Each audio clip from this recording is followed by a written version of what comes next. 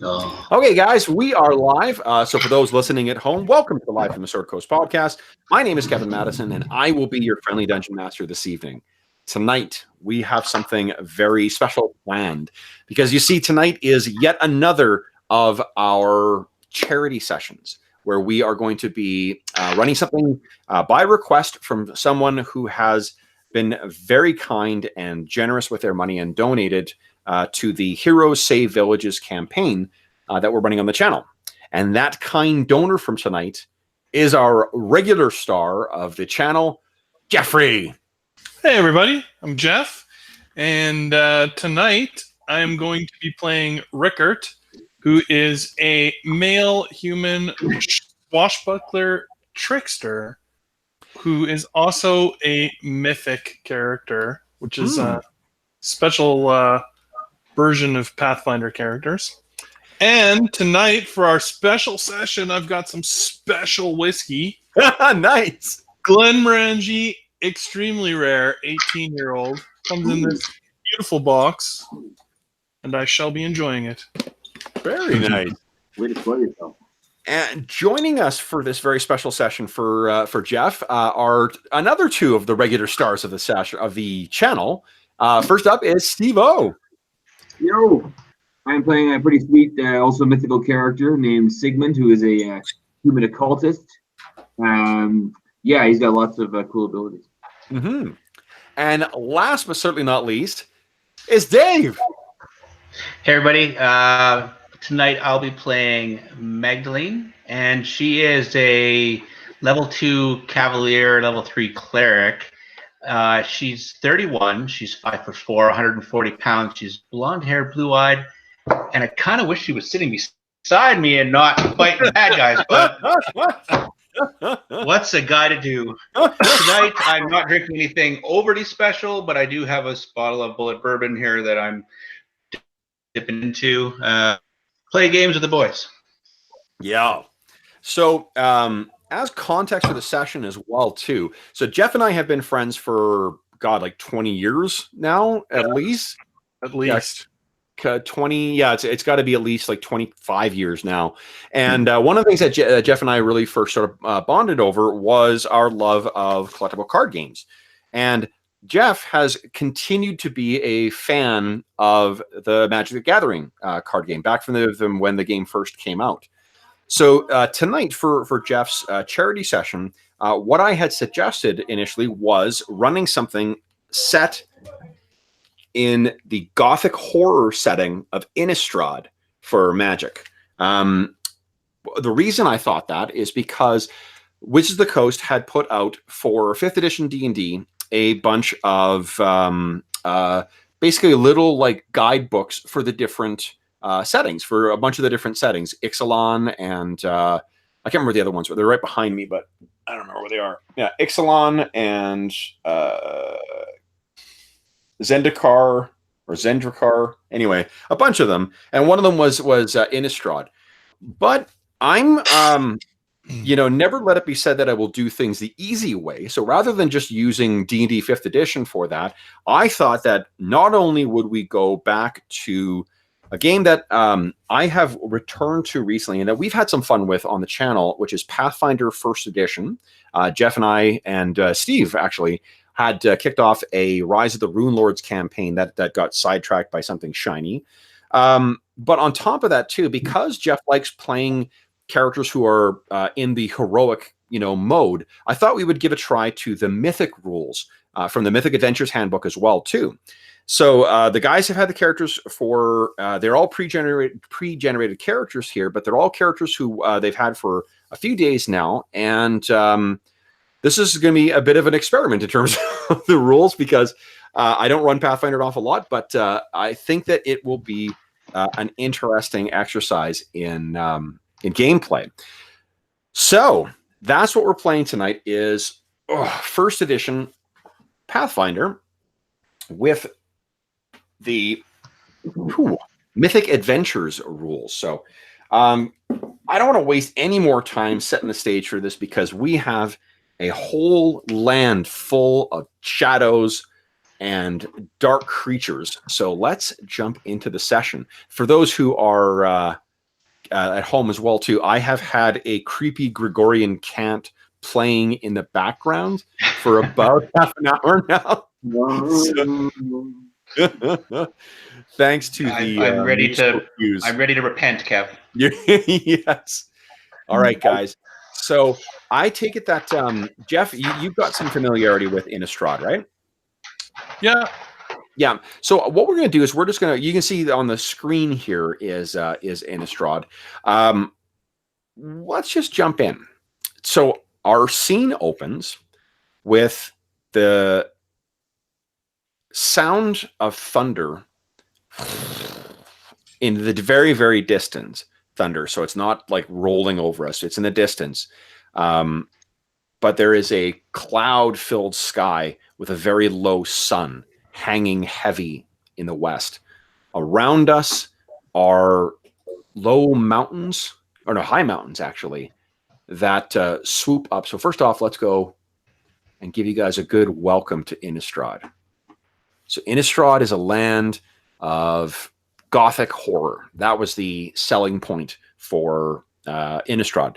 Now, Innistrad has a lot of things that are similar to the Ravenloft setting and a demi-plane of dread, but there's a lot of ways that they make interesting twists to it to fit with the whole magic theme, the idea of 5 different colors of mana that fuel life and magic. Innistrad has all the classic monsters in it, from Gothic horror, vampires, werewolves, ghosts, mad scientists, and angels. There's the story that goes through the adventure set is a story of corruption and eventual redemption and madness as well too. Demons populate the world as well. It doesn't have a lot of the non-human, like friendly kind of non-human stuff that you see in a lot of other magic settings. So there's not like minotaurs or goblins or things like that. It's pretty much just humans and then a bunch of horrors. Vampires are organized into a series of kind of like dynastic clans. And one of those is the Falkenrath clan. And the reason I mention the Falkenrath clan is because that's who you guys are in pursuit of, is a member of the Falkenrath clan, Elspeth Falkenrath. But we'll talk about Elspeth in a moment here, guys. This is our opening scene. So the sun is hanging low in the western sky, but the rest of the sky above us has thick black clouds hanging. Thunder rolls across the sky in the east. And coming from the east are 3 mounted heroes. The 3 heroes are all, 2 of them are riding corporeal horses, but one of them is riding something that seems, it seems vaguely translucent and suffused in the white glow of angelic power and white mana. Riding the, I got to grab your tokens again so we know who's playing who here. Riding the white creature is a young woman wearing pretty heavy armor. Dave, what do we kind of see as she's riding along? You guys the horses are all, a little exhausted. It's clear from the way they're panting that you guys have been riding them quite hard. The exception, of course, being your spectral steed. What does Magdalena look like? Well, right now she's got her helm just hanging from some leather straps, and her hair's kind of pulled back into like a ponytail, but a couple of strands are like stuck to her face. She's pretty sweaty from riding so hard, and she's, I don't know, not looking too great. We're not. Well, I don't know if we're coming from a battle or no, you are just from a long ride, but you guys are in pursuit of someone. So we've been pushing hard, and yes, it's time to slow up a little bit and let the normal mounts catch their breath. So Okay. So you pull up and Mist, your spectral steed, kind of rears up, and next to her, riding up is an adult man or a man in his middle age, with a mix of white and black hair pulled back into a ponytail. Jeff, what does Rickard look like? He looks fairly distinguished. He's got a fancy sort of armor on and a big cape and a very fancy sword at his side. Okay. And last coming riding up, kind of exhausted and with pretty big, full saddlebags at the side of his horse, is someone who looks like he may be more suited to a library or perhaps a monastery than riding hard on the road, is Sigmund. And Steve, what does Sigmund look like? Sigmund is definitely wearing those glasses. I like the look of his picture. He's wearing a blue riding coat, and he's sweating profusely, and he looks like he's going to vomit. Okay. So what you guys are in pursuit of, for those listening at home, we have, over the last week, I have been a total pain in the ass, and I've been sending out hype emails every day about this session. So I've been progressively building up the some elements of the backstory as we go. The what you guys are, you are part of the Church of Avacyn. Avacyn is the archangel who is the protector of mankind in Innistrad. All churches pray to her. People invoke her symbol, the symbol that actually you see on Rickard's sword. That's the holy symbol of Avacyn. And the Church of Avacyn is really the only shop in town. There are heretics and demon worshippers and madmen and madwomen who worship other horrible creatures, demons, or sometimes things even worse, things from somewhere in the ether. But the Church of Avacyn is effectively the protector of mankind, both spiritually but also physically as well. However, in the last few months, Avacyn has not been seen. Avacyn has seemingly gone missing, and no one seems to know where she is. It's sort of an open secret at this point, and no one is really panicking, but it's the first time this has happened in anyone's memory, in recorded history. The other thing is that many of the runes that protect the various settlements and structures from the forces of the dark, from the geists powered by dark mana, by the vampires, by the werewolves, the packs of werewolves that are out there, which again are actually, like the vampires, are organized by clans. The ghoul callers, which are kind of like necromantic workers of black mana. These things seem to be more. These creatures seem to be more powerful, and the sigils and wards that were powered by Avacyn don't seem to have as much power. And it's in the midst of this perceived weakness that one of the daring members of one of the vampire clans, Elspeth Falkenrath, if you think of, an impishly charming predator who has power over the dead. She is a ghoul caller as well. That's what you would get when you think of Elspeth Falkenrath.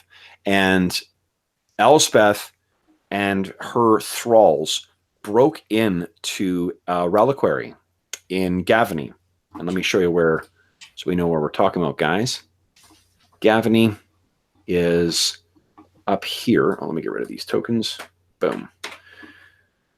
So Thraben is the main city in Gavany. And somehow this vampiric bitch got herself into the reliquary, which is a place of keeping the holiest of things, the most important of relics and artifacts of Avacyn and her her flights of angels, because there's different flights of angels that follow her as well. It was stolen. You guys have pursued her through the Eskwald Forest, across the mountains here, whose name I don't know because it's not on the damn map, through the Boyer Pass, through the Hairpin Ride, through Gatander Pass, so all through this region here, guys. And as you've been going, unfortunately, you have found that Elspeth Falkenrath's reputation precedes her because she has claimed several members of your party. And this is where you hope to catch her. You have thrown caution to the wind. You've left the slowest members of your party behind, and you are in pursuit of her. And the reason you're in pursuit of her is because what she has is something called the Censer of Tears. And the censer is basically like, in a Catholic ceremony. Actually, I think I've got a pretty good handout here. Where is it? Yes, here we go, guys. So check this out. This is Rickart with the Censer of Tears. Now, you would think that the Censer of Tears would sound like a really grim and evil artifact, but you'd be mistaken. Because you see, what it said is that the censer contains a single tear that was shed by Avacyn at the birth of one of her bishopess, or one of the women who was influential in her church. When she had her first child, Avacyn was so moved by it that she was brought to tears.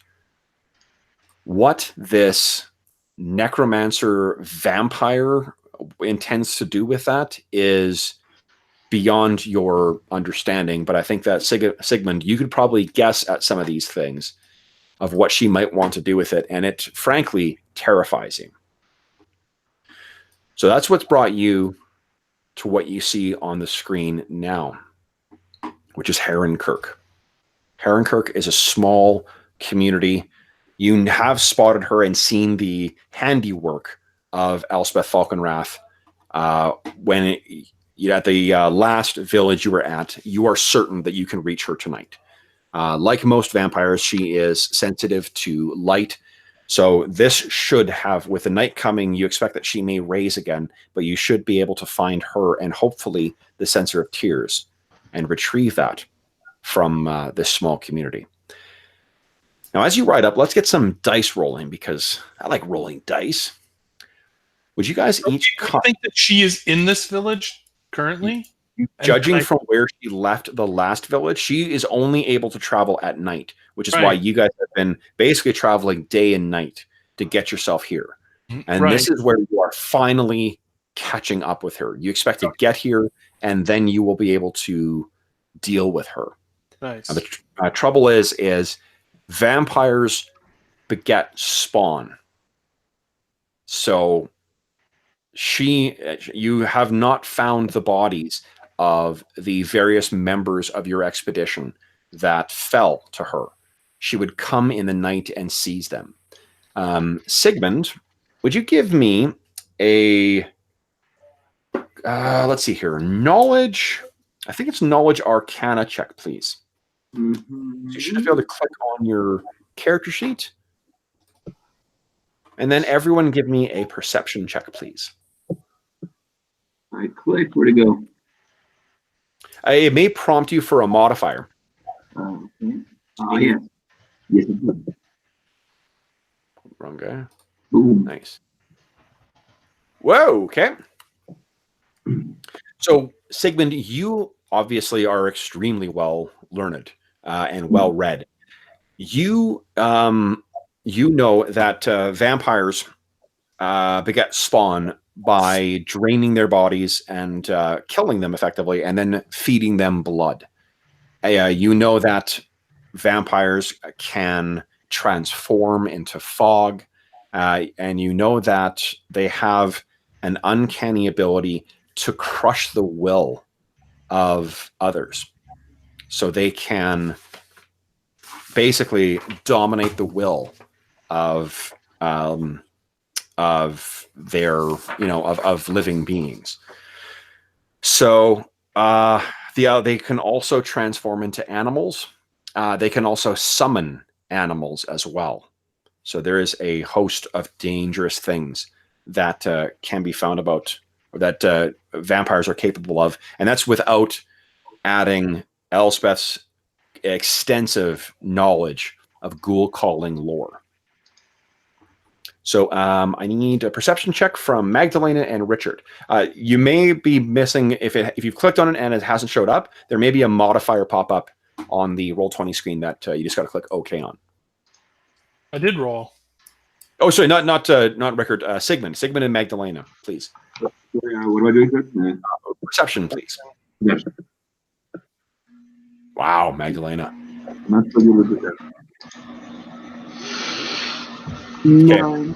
So, Sigmund, I don't know what you're thinking of. You're a little occupied by the thought of riding in to face a vampire, and not only any vampire, but a vampire. That's a little scary.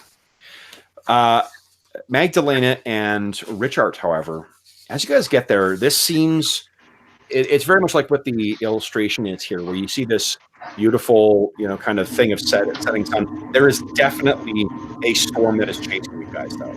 There's a rolling and roiling thing that is there's that stillness that comes before a storm hits.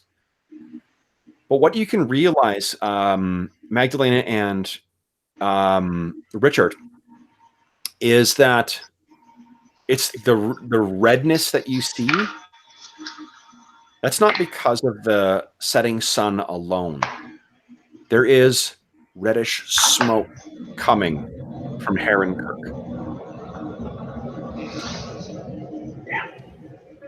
That's the name of the town.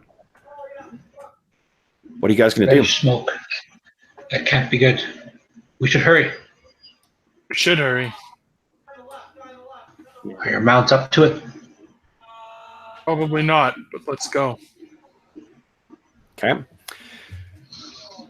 So you guys ride down towards the entrance, the gates. Like all communities in Innistrad, there are tall walls that surround Herron Kirk. And as you ride up towards them, Magdalena, you're trained in religion, right? History, yes, and religion. Religion, okay. Go ahead and give me a religion check. Sigmund, if you're trained in religion, you can make a religion check as well. You are trained in religion, and you've got a massive bonus to it. Okay, so nice.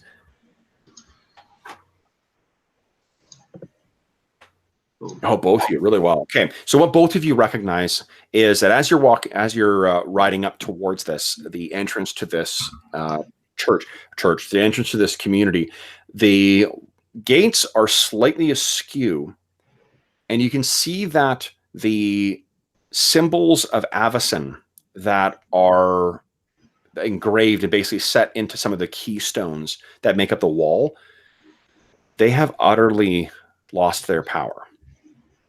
Mm-hmm. The things that are designed to keep the wards that would keep the creatures of the night at bay have no power any longer. I'll mention that so that there's no, just in case. Okay. We need to do something quickly that the people are unprotected. As you guys ride up as well, too, you can. There's the smell of. I mean, honestly, there's a smell of like 100 fires. So let's go to. She wants to slow us down. Can I try object reading? Just see if I can figure out what happened. What object are you trying to read? I could try to read the walls to see what happened to the magic. Okay. Let's see. Do you have detect magic as a cantrip? I do have detect magic. Thought I did. No, I'm not seeing it. So read magic. Is Elspeth traveling alone, or is she with like other vampires? Well, you were saying that the fallen would rise. Yeah. So, So she's let's take a look at your object reading ability there, Steve-O, because that's actually an interesting question. So you hop off. You're going to have to get off your horse. Oh, no, I guess you could ride up on your horse and touch it. So would you kindly give me... It'll take you a minute. So once per day, you can concentrate for a minute while you're in physical contact with an item or a location, during which you receive flashes of insight. After 1 minute, you attempt a DC 15 appraise check to decipher the visions, and you gain 1 piece of information about the historical significance or the last owner, such as a glimpse of the last owner's appearance or the emotional state when it last used the item. And you can, for every 10 that your check exceeds the DC, you can go for another minute and learn more information. All right. Okay, so what do you think? You're going to go to, is it the gate? Is it the ward itself? What do you think? What do you think, guys? The ward? I'd be tempted to say the ward itself. I can't see what broke it. Well, it's not broken in the sense that like there's physical damage. It's that just that it has no power any longer. At least that's what Magdalena is telling you. It's the disappearance of Avacyn that's causing this. It hasn't been damaged. Okay. So Sigmund, give me an appraise check then, please. All right. Great. What does it look like also when you use your object readability? I placed both my hands on it, and if you could see auras, which I can, you would see sort of a soft glow emanating around my body and then sort of surrounding the object. Okay, cool. Praise. 22. Nice. So after a minute, let's see, you gain 1 piece of information. I think what you see is, for a very brief moment, you see a flash of Avacyn. And that is unfortunately one of the things I don't think I have a illustration for. Oh, you know what I'll do here? Actually, you see very briefly this. You see this beautiful woman with an enormous set of wings flared behind her. This is what you see, Steve-O. All right. Massive swell wings, her eyes golden in the dawn, that curved long pole arm with the heron on the end touches the stone and says something in a language that you actually understand because you speak Celestial as well. Right. She is speaking in the language of angels. And she is invoking the blessing of Avacyn and the protection of Avacyn on this town. And then the clouds behind her part and light golden shines down on this town. And then you're back. Would you give me a religion check as well, too, Steve? I can succeed at that religion check. I want to know if he's going to, if he describes it to you, like if he fails his check and then describes it to you. No, I'm just saying I can, Yeah. the player. That's Sigarda. Oh, yeah. Okay. Oh, 22 for religion. 22 for religion. Okay, nice. So not only you as a scholar, as a Spring Sage scholar, I can't remember if you're a Spring Sage or you're from one of the different groups. I have to double check that. But in any event, as one of the scholars, one of the holy archmages, you know that there are different hosts of angels who serve Avacyn. And one of those is the host of herons. And the host of herons are kind of like the least battle worthy or the least combative and the least like warlike. They are protectors. They are, midwives. They are the angels of the hearth. They are the ones that protect small children, that kind of stuff. Okay, that's what you see. What you see before you, you can tell from the structure of the wings. You can tell from the stylized spear or halberd. You can tell that this is someone from the host of Herons. All right. What do you say? I say it appears as though the host of Herons has left this place, but also left this place. Richard, would you kindly give me, actually both Magdalena and Richard and Sigmund, all of you give me another religion check. There's something else you guys will all know a bare minimum of stuff here, but I want to see just how learned. Oh, Sigmund, there's a hole in your knowledge here. Which one do you want me to do? Knowledge religion, please. I don't have that one, but... Oh, do you know? I may have fucked up here. It's okay. I rolled really well. You should have 3 ranks in knowledge religion. Oh. I may have filled that out incorrectly on your... Oopsies, wrong thing. On your character sheet. Let's see. Knowledge, religion. Yes, I did. No, you... Oh, I just don't have a check by it. Okay. Oh, because I don't think it's a class skill for you. Right. Okay. Well, I got a 19. 19, okay. So all of you, actually not Sigmund, Magdalena, you're the, I think Richard, well, how do you say your name? Ricard, okay. Ricard, you and Magdalena both know that near here is the most important monastery for the host of Herons. It's the Heron's Grace Monastery. It's only maybe about an hour ride from Kirk. So it's not unusual. You think that if it is one of the host of Herons that blessed this place, that's not unusual. Magdalena, I think with that good of a roll, you actually know the name of the abbess who runs that monastery.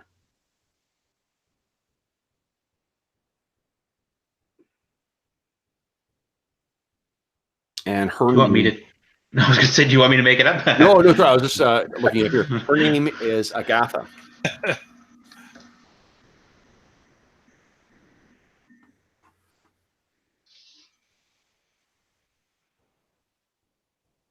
I know the abbess here, Agatha. Or Agatha, depending upon who you are. She's and Agatha's not here. It probably is. Agatha would be a more conventional way of saying it. I'm just doing it fantasy style. So the Agatha is part of the Heron's Grace Monastery, but it is about an hour away. Like, it's not in Kirk itself. Kirk definitely has a church to Avison, and you can see it like kind of shrouded against the red ahead of you guys here. But it seems almost skeletal. Like, it seems like a hollow blackened shell against a setting sun, the red sky cast by the setting sun. And you can hear again as lightning or thunder peals not far off. There's something, the wind is beginning to pick up a little bit. You can feel like there's a storm head that is just bearing down on you guys. Are the fires burning in the town? If you move past the gates, what you find is basically this is as if you reached a town about 12 to 18 hours after the entire thing burned to the ground. Oh my God. This entire town has been completely devastated. You walk in here. The reason I've got you guys in darkness on the map is because there is no natural light. And with the walls and the frames of the standing structures, there's just massive shadows being cast here. So even though it is still dusk, because of the way the angle of the sun is and the deep shadows that are being cast. There's nothing but smoldering ruin of the town in here. And to give context, this is completely unlike anything you have come across with Elspeth Falkenrath.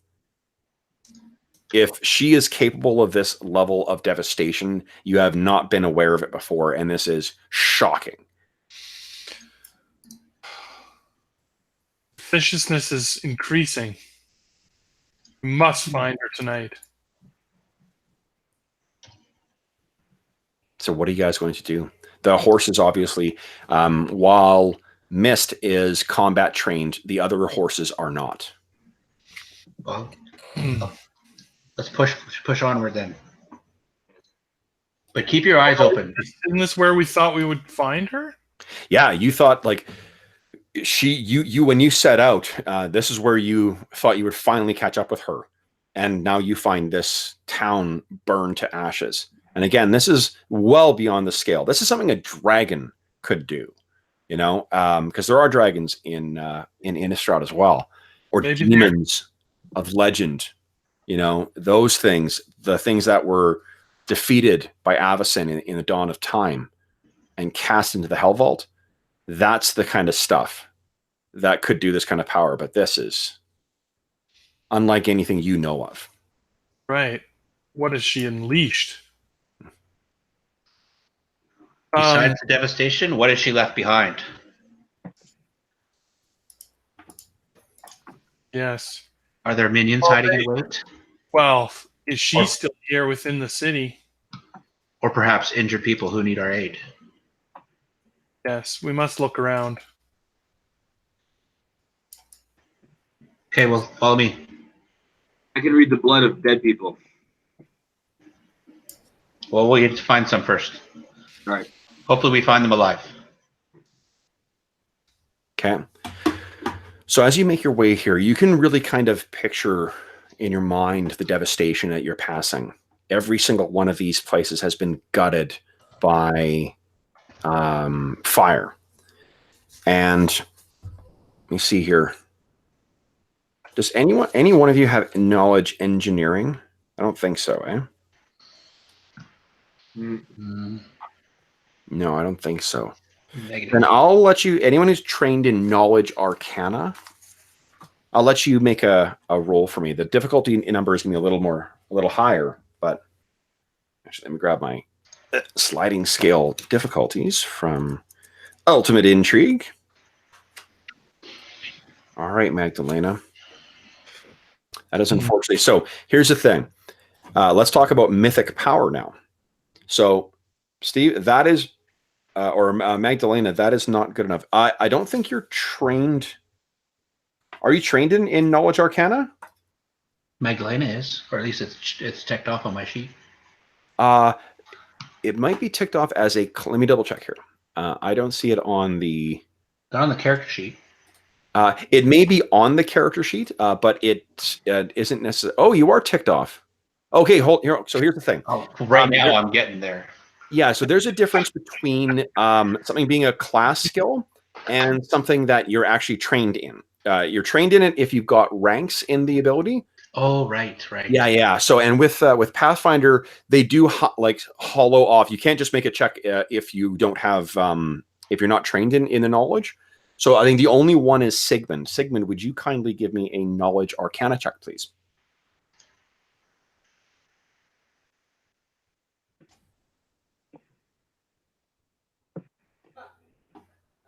Oh, you there, Steve-O? I'm just clicking buttons. Here we go. Oh, sorry, button. Okay. Oh, 12. There we go. Another nat 1. Oh, man. Boom. Okay, so that I can tell you is not good enough. So this is where we could talk about mythic power. If you wanted to, you could spend mythic power to then add 1d6 and add that to the result. To be honest, to give you an idea, like even if you rolled a 6, that might gain you some knowledge, but you might want to save that power. Yeah, okay, I think I will. You'll save it? Yeah. Okay. So you're looking at the stuff, and yeah, like there's just a bunch of ruined structures around you. Each square you guys are moving through is 5 feet, you guys can go ahead and move. Right now, Magdalena has very much taken the lead. Now, Magdalena, let's talk about your Geist horse too.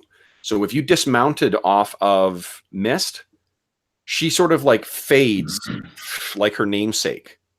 And you can spend I believe it's a full round action to summon her again, and she sort of like steps out of the ground. I'll stay mounted for now.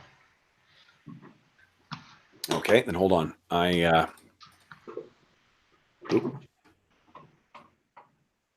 Wrong button. Wrong button, Kev. See, the icon's moving. Oh no! So I was going to put you on a horse. Oh, yeah, because the horse actually takes up a larger bit of real estate. Yeah. Although, you know what I'll just do is I'm just going to resize your token, and we know that you are mounted. Here is one advantage to being mounted. You get +1 to hit targets that are not mounted. Ah. Yeah, because of the height advantage. Is that in addition to the normal? I've been trying to. I didn't have any weapons in my character sheet on Roll20, so I tried to put in my spear and crossbow. I'm still trying to figure out. As long as the spear and crossbow are equal, like you've got your base attack bonus in there. As long as the numbers match up with what you got on the PDF, okay. Yeah, then it should be fine. I don't really care where those numbers come from, so long as the numbers themselves match up. But yes, it is on top of that. So you would get a +9 with your spear when you're using your spear against someone who's not mounted. Okay. So Sigmund, now what I've assumed is that Magdalena, do you have any spells to? Oh, you do have light.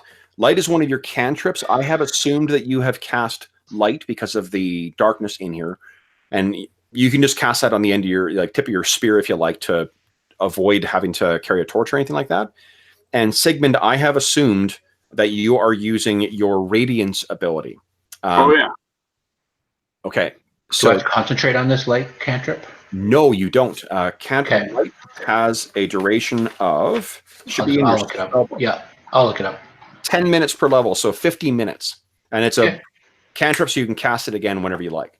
Okay. Okay, so you got this blazing light at the end of your spear. That's where the light's coming from your tokens. And Sigmund, what did you cast your light on?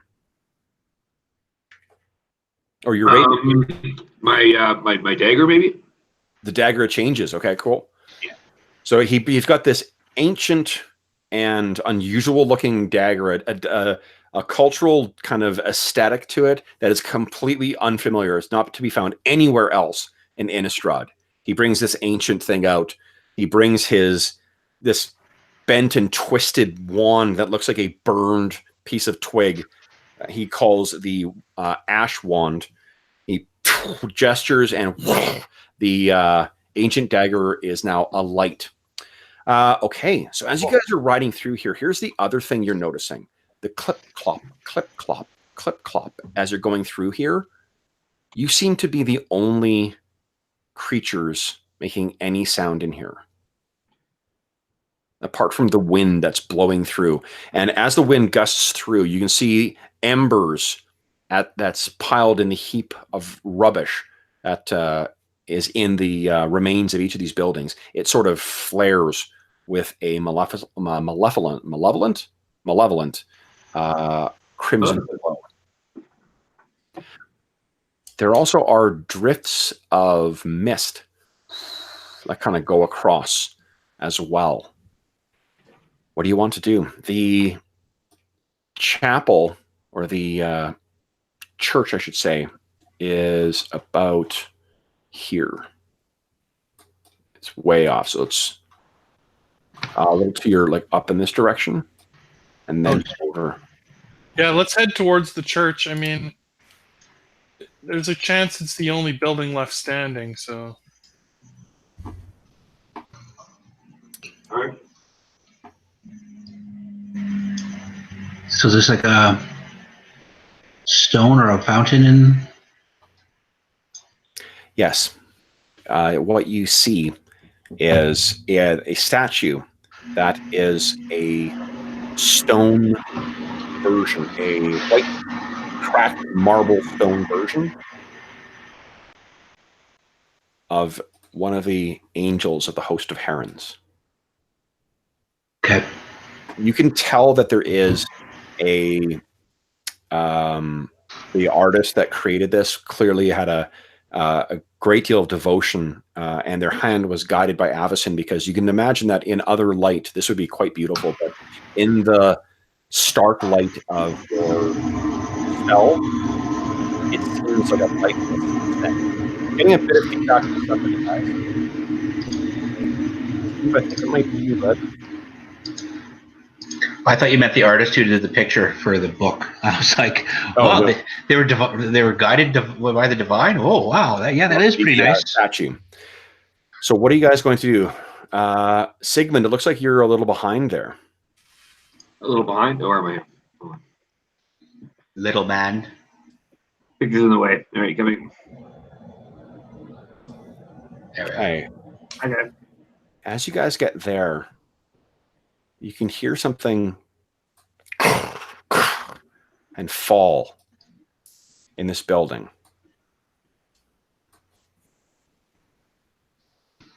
It is a ruined mess. Like, there are holes in the wall. It's black. You can picture any burned out building of medieval construction. That's kind of the largest timbers are still there. And it seems like it's pitched on an angle in this direction. What are you guys doing? The church lies. You can see the first edge of it right up here, guys. Did it sound like somebody fell? Did anybody cry out or scream? No, it just sounded like something like wood falling. Okay. And there's just the sound of the wind. Ride near and glance into the building as I pass by. Okay. What is your perception bonus? 11 billion. I got it in front of me. It's okay. I got it. It's 4. Yeah. Okay. So you're looking in through the slats of this, trying to make out. Your eyes are, gazing and trying to drink in every bit you can. But it's so dark, and then it's only there's with the wind howling, it's playing across the embers that still lay in there. So there's this like shifting kind of like red glow of coals that are drifting by, and it's kind of playing tricks on your eyes, but you can't see anything in there. What are the rest of you guys doing? I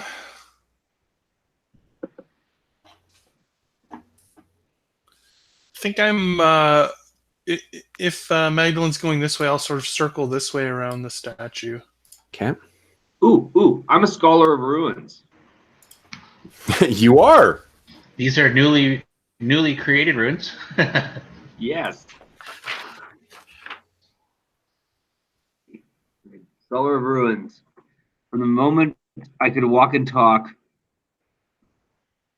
the ruins of ancient civilizations have fascinated me. I have special insight into geography as well as expertise in exploring lost places. Interesting. Mm-hmm. I got a plus one trade bonus on knowledge, geography, and engineering checks. Okay. So neither of those is necessarily going to be at play in here. Okay. But it's good to bear in mind. Your guy, he's very, very well educated. So what are you doing? Rickard, you're making your way along and you're studying the ruined buildings around you, and you can see the sprawling ruined church above you. And let me see, do I have the picture here? Excuse me, my goodness. Ah, yes, here you go, guys. This. Awesome. This is what lies before you know. This is what you're not able to see inside just yet, but this will give you an idea of what the structure looks like. Tall, swooping Gothic arches, beautiful inlaid designs. That's what just covers the inside of this. Where that stained glass window is in the center is completely shattered out. I think Magdalena, maybe you've been to Herron Kirk before because you rolled so well and you know Mother Agatha. But this now, when you were here before, the church in Herron Kirk takes its name from the church. The Church of Herons is effectively what Herron Kirk means. Mm-hmm. But here, this is just gaping. It's like a blackened skull. It's like someone's torn the soul right out of the building. Yeah. So what are you guys doing? That gaping structure lies before you. You have not looked in yet. It does seem to be mostly intact. It's just part of the roof has collapsed. And every single pane of beautiful, hand-designed stained glass is now in shards at your feet. She's almost in tears. She's moved so deeply by this devastation. That's awesome. Not for her, but that's great role playing. That's really great role playing. I think she would dismount because it's not respectful to take the animal inside, even if it's a ghost. Sure. Let me just resize you here. Okay, so you step down and then Mist just disappears. And I think Mist probably picks up on your emotion too, and her head kind of goes down low. I keep saying her. I don't know if it's a mare or it's a stallion. I think definitely a mare. Rickard picks up a little bit on your emotion too, and he comes over and he puts a hand on your shoulder and he says, It's unbelievable. We must stop that. Where is everyone? I fear they're all dead. I fear they're undead. What has happened? Can we find any clues lying around? Any weaponry or broken arrows or? No, interestingly, there's, apart from the fire itself, you know what? Why don't, let me think here. What would this be? Why don't you give me just a perception check there, Sigmund? Is that what I want? Engineering? No. I'll move back to the proper thing here.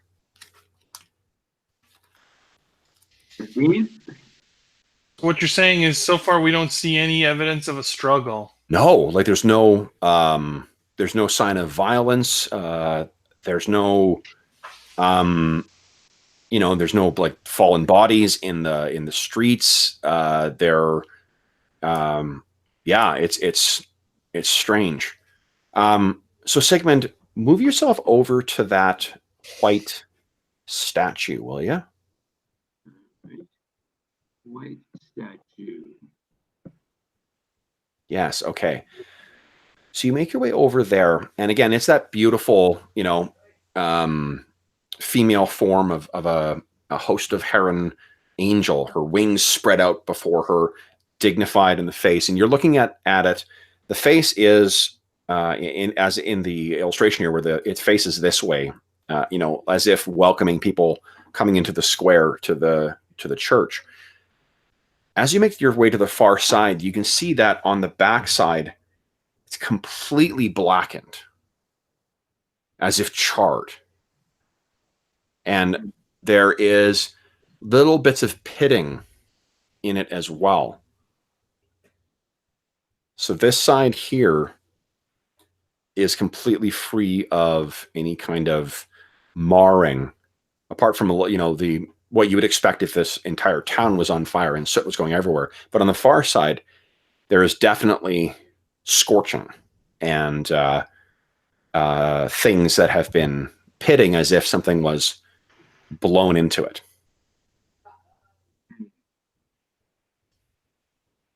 All right. Explosives, perhaps? So explosives in the sense of conventional explosives is not really a thing in Innistrad, but I mean, there are certainly powerful archmages that can work all sorts of phenomenally potent spells, dragons, demons. You know, We definitely think this is some kind of magic. yes. And judging from it too, I think Sigmund with it's not a great roll for perception. So this is really all you notice right now. But yeah. So what do you guys make of that? You see Sigmund studying the back of this, and then do you share that information with everyone? I pointed out this appears to be the product of some scoring here. Also, beyond, like you said, beyond the magic we've ever seen from Elspeth. Oh yeah, definitely. Very powerful. Maybe she met allies here and they've reached some destruction. Well, Magdalena wants to go inside, but she first kneels on both knees and sprinkles a little bit of her grave salt in front of her, says a quick prayer, and then back to her feet. What was the Grave salt do again? What's the magic? Oh, yeah. Sorry. Grave salt. Well, if used properly, she could surround herself in a circle, and it consecrates the ground. But she's not going to waste it on that. She just wants to kind of purify where she's going to kneel. Okay. Yeah. So the entrance to the church itself is probably right at the peak. So it's not far away. Wrong thing. What am I doing here? So like this way? Yeah, right over here. So you start making your way. You get up from your prayer, and you're about there. And then you guys hear the sound of something, again, falling. And you all look back over. And let me see. I'm going to see how far you guys can see. Give me a sec here. Oh, just on the edge of vision. That's so good. That's so good. What do you see?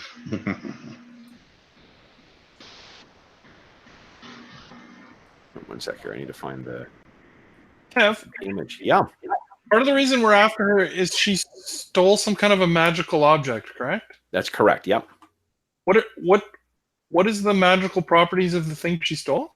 The Censer of Tears. Yeah, do we know? No, but I mean, you can imagine that something that has the has a tear from the Archangel Avacyn at the core of it, that it can work all sorts of. I think, here's what I'll do is, why don't you give me a religion check? That'll tell me how much that your character knows about this particular artifact. Okay. And I'm going to give you a +2 to it because I'm assuming you would have had assistance from someone to try and get to learn more about it before you headed out. Right. It would have been something that we would have. Oh, yeah. It's a terrible roll. 14. So what? Yeah, I think that actually, Kev, I am going to use my mythic power. Ah, yeah, nice. So give me a D6 roll. Wait, so I have 5 mythic power or 7? You have 7. Okay, 7 and 5 panache. Yeah, and 5 panache. Okay, so now panache. I like the panache. Yeah. So I roll a D6 and add it to that value? Yes, please. Nice. Come on, big 6. Oh! However, you did get. Did you add your modifier of +2 to that roll or not? Oh, you did. Yeah. Yeah. Okay, so 14. So what is, I think just the bare minimum, which is obviously any relic that has a bodily, any kind of bodily substance or bodily connection to an archangel of Avacyn's power is going to have phenomenal potential. What it specifically does, you're not really sure. That's part of the reason why it was locked away in the reliquary. Right. Okay. It also, yeah. Maybe just something that he would say then is maybe they've unlocked the power of the relic. It could. I mean, it said that Avacyn, has defeated the most powerful of demons, things that could raise cities to the ground. So she is a font of divine power and white mana. Okay, but Sigmund. Now let me see I'm trying to see what everyone can see here. Actually, Richard. Oopsies, Magdalena. Yeah, and Sigmund. Can you see what's kind of poking around the corner there? The snail. Sorry, my character sheet's in the way. It looks like a boy. Yeah. What you see kind of around the corner. Now, this is it's the closest I could find, guys. But it's a young boy. Only he's not carrying a little, sheath of alchemical, vials, and half of his face is completely blackened. If you think of those awful photographs from like the Vietnam War, or I guess, to be honest, any modern war with children with horrible burns, that's what this poor kid has. He staggers around the corner and kind of is supporting himself. He's making a lot of noise as he does so, like he's banging, as the things are giving way, and he kind of stumbles forward and he brings himself to his feet. And that's when you guys have all seen him just at the edge of light. And his head is kind of down. Now, would everyone give me a perception check, please?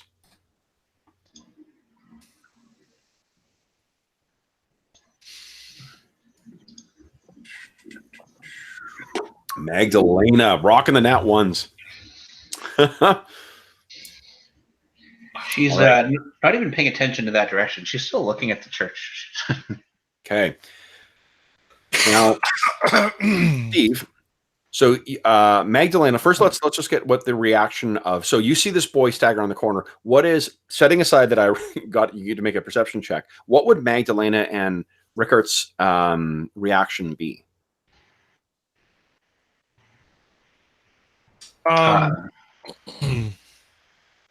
Her first reaction would be, "Oh, you poor thing." Okay. Rickard's reaction would be, "We must question the boy." So you can see this injured child off in the distance, Magdalena. Richard, you what you see is what it's an anomaly, right? So why don't you guys move yourselves about 3 squares closer? Sigmund, they're making their way towards him, and you're looking and thinking, there's something off here. There's something in your gut that's telling you something's off here.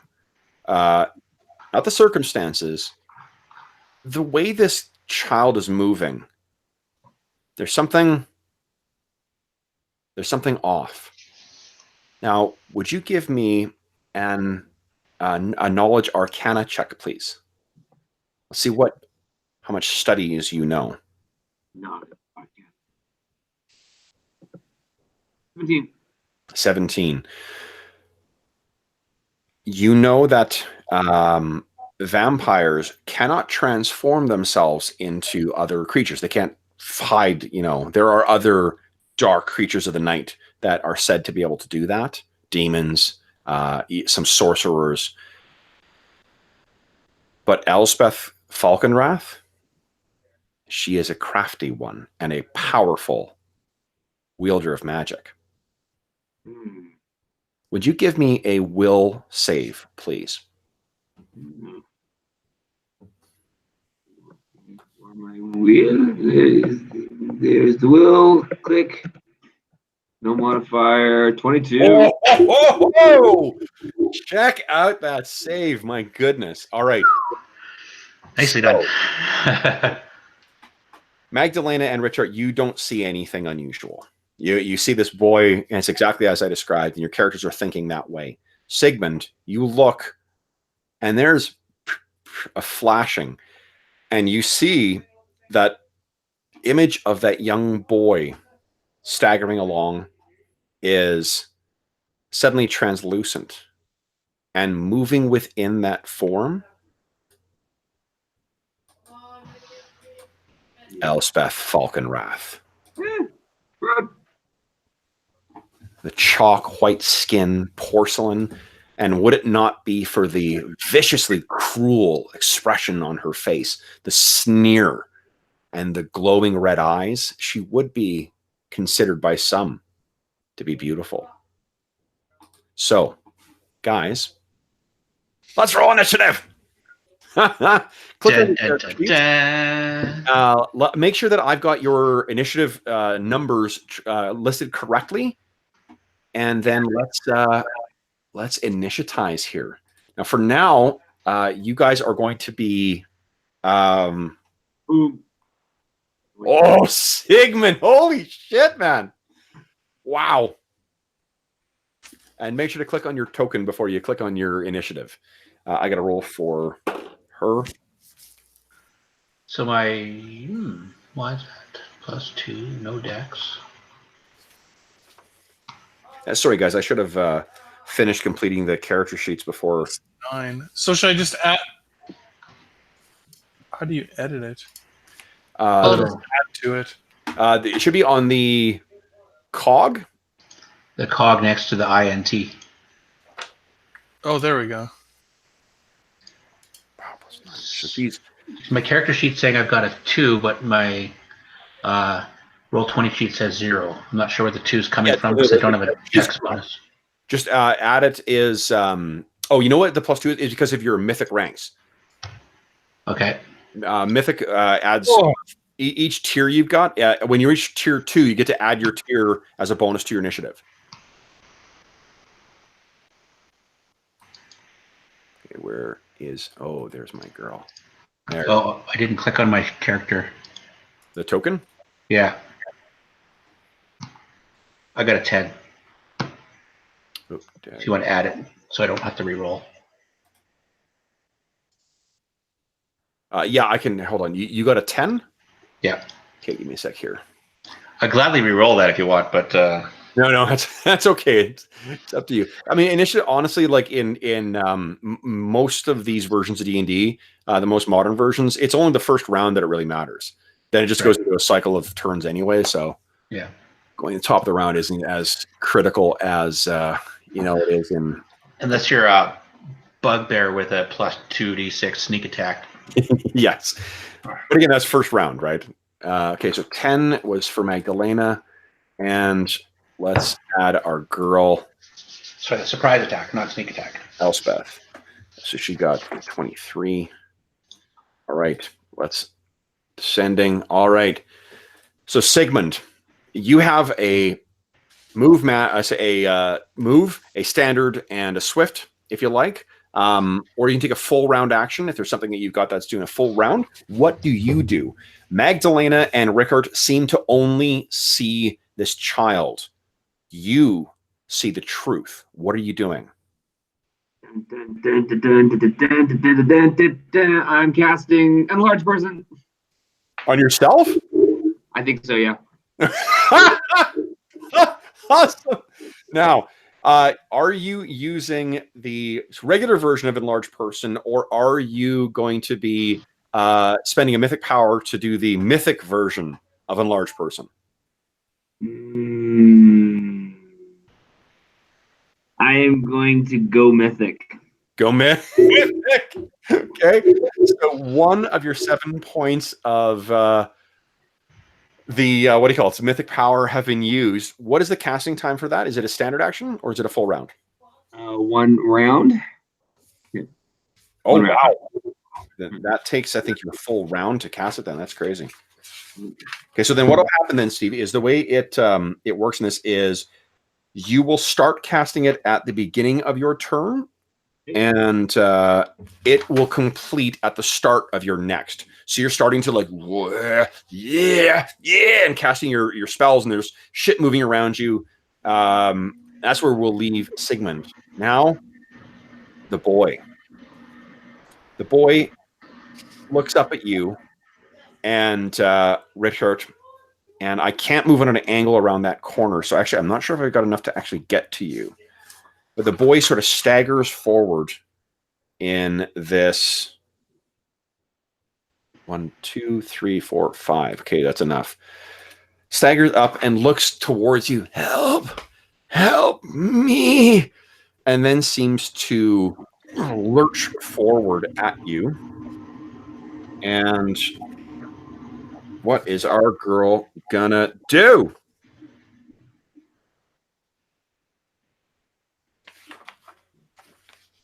Surrender? I'm not sure. Yeah. That is an option, right? She could surrender if she wanted. Yeah, to. Could surrender. I'm pretty sure that Kev wrote that on her character sheet as one of his options that he was going to. It is. It's funny you guys mention that. It's funny. It's like as a writer, one of the character's options is always do nothing. It's a terrible option in most cases, but it's an option. Yep. It is an option. So she could do nothing. That's another option. She could absolutely do nothing. So what I think she's going to do... Sorry, Rickard. I tried. I appreciate it. I failed my charm DM roll badly. I have it's a pretty high DC with a heartless bastard like me. And we all know I just work out my frustrations from everyday life on my players, so that's, as all, good DMs do. Okay, so he lurches forward, and as he's going in, Magdalena and Rickard, I think you and Magdalena, you guys can each make a perception check for me. I just want to see if you're going to hear something before he goes in. You did hear perception. Whoa. Okay, Magdalena, he's saying something. Okay, and Rickard, he's saying something that you would recognize as the power words of magic. And the reason I'm letting you make those rolls and not just getting hit with flat-footed is because you heard Sigmund starting to cast spells, and it's weird that he would do that. Right. I wasn't out of nowhere. When it got to my turn, did we notice that Sigmund was? Yeah, like you started chanting and whatnot, and you kind of like, what the? And you look back at the boy. This is all happening simultaneously. And as the boy came forward, he starts like, and you look back and like, oh shit, and start trying to pull back, and this thing, lashes out at you. I'll roll and then I'll figure out whether that hits or not. So this is against your. It's a touch AC. So I need against your touch AC.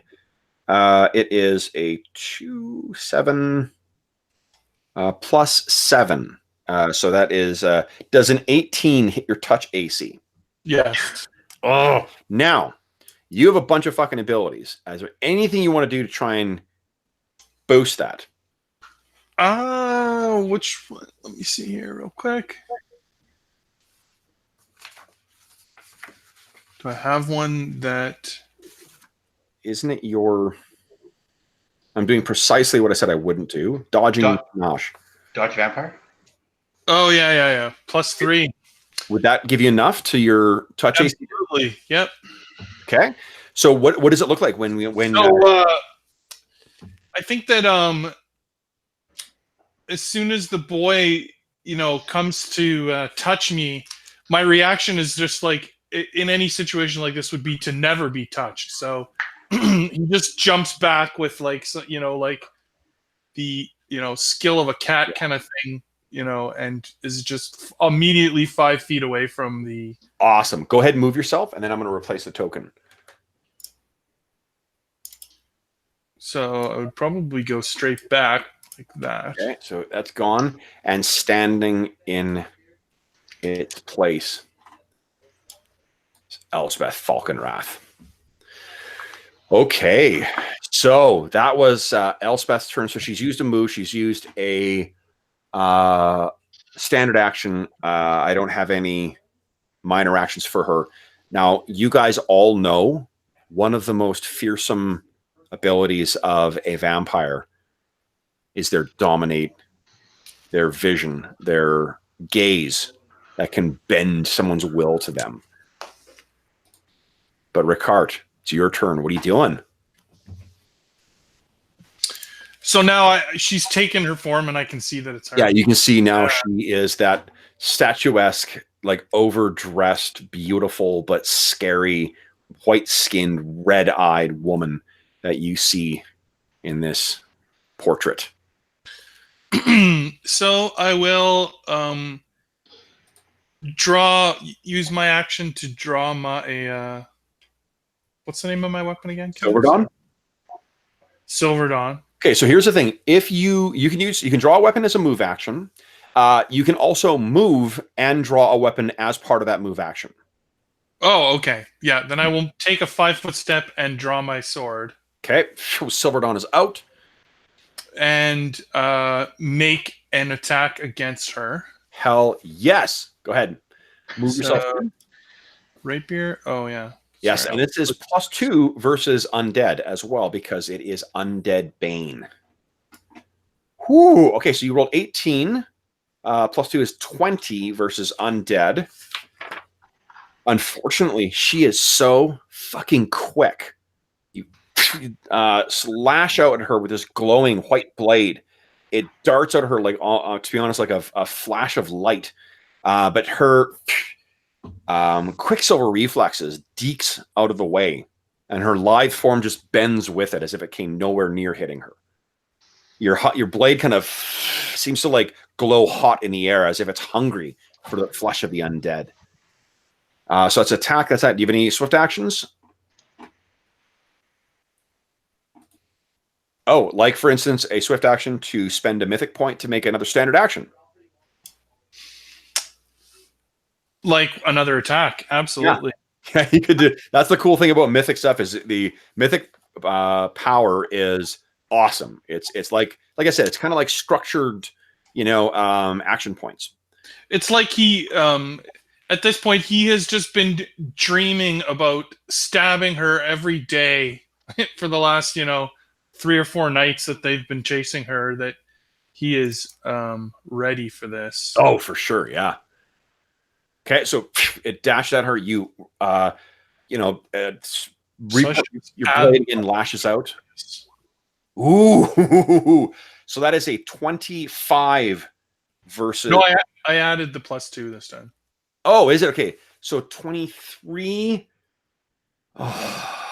Still does not seem to be good enough.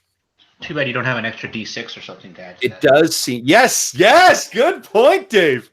Not saying anything. I was just looking at some skills here. A good. You've remember, in addition to your mythic points, Silver Dawn has those legendary points. Those can be spent as well. Right, and this is the kind of thing that those points can be spent for. Absolutely, yeah. Okay, so I will do that. Go ahead and roll D6. Come on, you dirty. Come on. D6. Yeah! Oh, there we go. This finds its home. And holy shit, 25 points of damage on her. And C is now did I? Oh, I did do it. Thank God.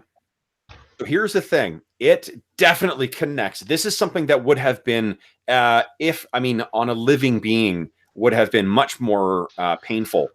It would have been like near lethal. And on an undead creature like her, this would have been something terrible. It would have ruined her delicate frame. But when your blade hits, there's a ripple of white power that goes around as if there is some kind of magical force that is surrounding her. Now you can. Do I not roll the 2+2d6? She's not undead, or what? It did, but it rolled it for you. That's what the 8 is for. Oh, the 8 down there. Oh, okay. Yeah. So that's why that 25. Okay. Yeah. So that is what is. Let's see here. You can feel that it gave a bit, but there is some kind of mystic barrier around her as well. So what's good for the goose is good for the gander?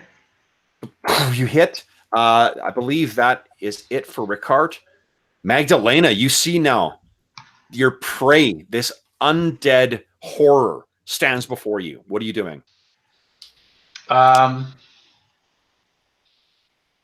going to use Beacon of Faith. So I wield the might of my faith and with power and clarity, and once per day as a free action, we treat my caster level as if it were 2 levels higher. Okay. Then I'm going to cast Spiritual Weapon. Oh, nice. Because, hey, an extra weapon smacking a vampire is never a bad thing. Yeah, hell yes. Okay. So that's a 2nd level cleric spell. Okay. So it'll be cast at level 4. No, the way it works is it's extra caster level, not spell level. Oh, the caster level's the same? Yeah. Yeah, so your cast level is a 3 because you're a 3rd level cleric. It'll be treated instead as if you were 5th level casting it. Okay. So then that changes the damage it does when it hits. Sweet. Plus 1 point per 3 caster levels. Nice. So, yeah, so that bumps it up. So you got 1d8 plus 2 force damage instead. Okay. So what is the I think a spear is Avison's favored weapon. Yeah. Yeah.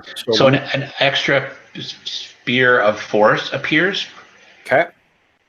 And it appears right beside her, near the statue, perhaps. So I'm gonna just give me 2 seconds here. I'm gonna find a magic spear here for you. Spear with magic helmet. Here, how about it? Yeah. So that was missized. It resized itself automatically, so it became this squat little thing instead. You know what? Fuck it. I'll just. I don't think I'm going to be able to find one that is square. They're all going to be. Yeah. So let's see here. Are we sure? Are we sure? Are we sure? Yeah. This is probably a little closer. So this is not quite a spear, but scythe, spear. They're pretty close. Yeah. Can you give it a blue glow? Let's see here. Haha. You know what? Yes, I can. Give me 1 sec here. So, Magdalena, and I'll give it a golden aura. Oh, yes. Fabulous. Fabulous. Hey, close. So you can control that now, Dave. I've got that listed for you to control. So, okay. Let's hear. So that's only one. Its duration is 1 round per level. Yep. So that'll also mean because I'm casting it as a 5th level cleric, it'll last for 5 rounds. Yeah. So you just keep track of the duration of that thing. So Sure. you finish casting that, and this spear appears, and I think you get to make an attack first round, don't you?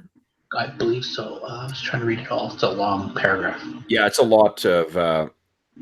This is again where OSR games are rulings over rules. Pathfinder does have rules for pretty much everything. So let's see. It strikes the opponent you designate, starting with 1 attack in the round its spell is cast, and continuing each round thereafter on your turn.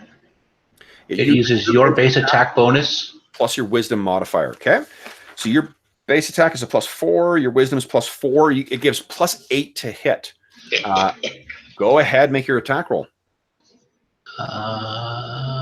That's pretty much the same as my spear that I have in my hand. So there we go. Nice. Oh, that's not enough, I don't think.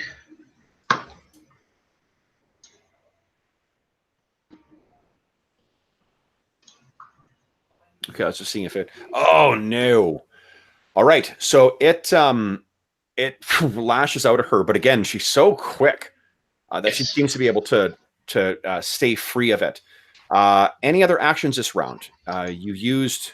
Oh, did you use a swift to cast that, or to use your beacon? It wasn't a swift. It is a free action. Free action.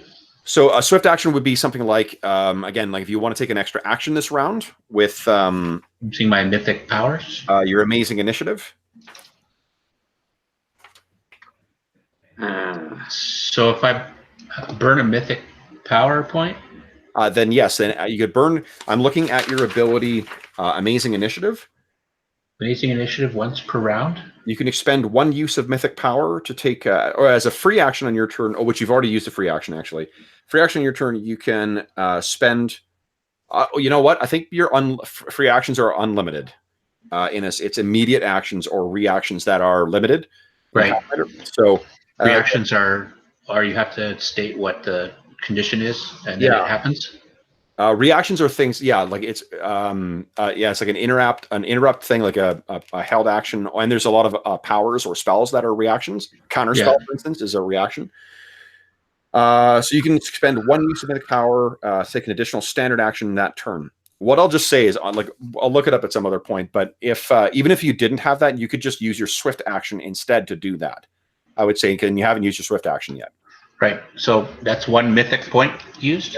Yep, and then you can make it your standard action if you like. which can I use my spear of my regular You haven't spear? actually- yeah, and you actually haven't moved yet either. So I'm already carrying my spear because I don't put that away. Yep. And then smacky. Yep. Now I'm going to point out again, just like in D&D 5th, flanking gives you a bonus. If you're Right. on opposite sides, you get +2. So if I was here, I could go 1, 2, 3, 5, and my movement is. I think your movement is 20 because of your armor. So then from there, 1, 2. You would take an attack of opportunity because you're moving through threatened squares. Okay. You entered a threatened square here, and then you moved out. But what you could do is go 1, 2, one to here, 2 to here, 3, 4 to here. You may not be able to get flanking for this round, but you could start moving yourself in that position if you like.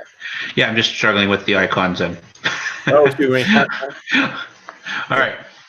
And then I will attack from there.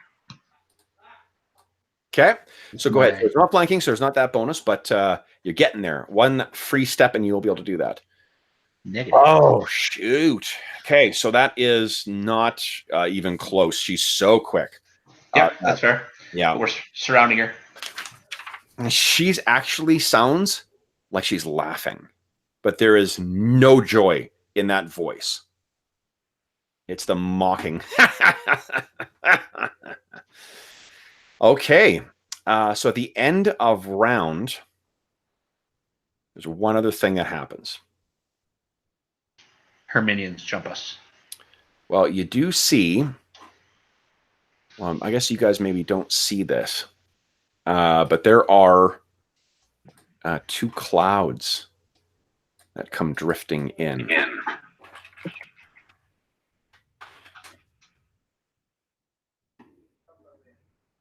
No.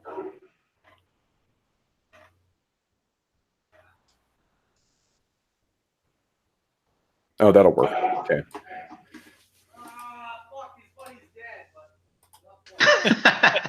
You can hear James screaming. Yeah. That was awesome. Yes. For those listening at home, my son is, at the time of recording, Apex Legends is a very popular game, and my son is currently screaming at some stranger on the internet playing Apex Legends. So there are 2 clouds of mist that are drifting in over here, and you can hear things moving in here, and in here. Oh, God. Okay, top of the round. Boom. Sigmund, your power, your spell finishes. And you are fucking huge now. Right, look at that. So now it's your turn. What are you doing? You got 15-foot reach now. Right, 50-foot reach. That's pretty sweet. 10 foot. Hold on. Maybe it's 10-foot reach, actually. Let me double check. That's pretty awesome. You figured out what do you want to do for this round, and I'll look up the stuff while you're doing that. I will blow the clouds away. Okay, so you're literally going to be. Okay, maybe I won't. That's pretty funny, actually. Actually, you know what? While we're checking here, Sigmund, would you give me a knowledge arcana check again? You're the big brain of the group here. Mm-hmm. 17. 17 is good enough. So here's another thing you remember. Remember that vampires can turn into mist? Uh-oh. Oh, yes. I remember this. Yeah. Okay, let's see here. I can still cast other spells. I have to.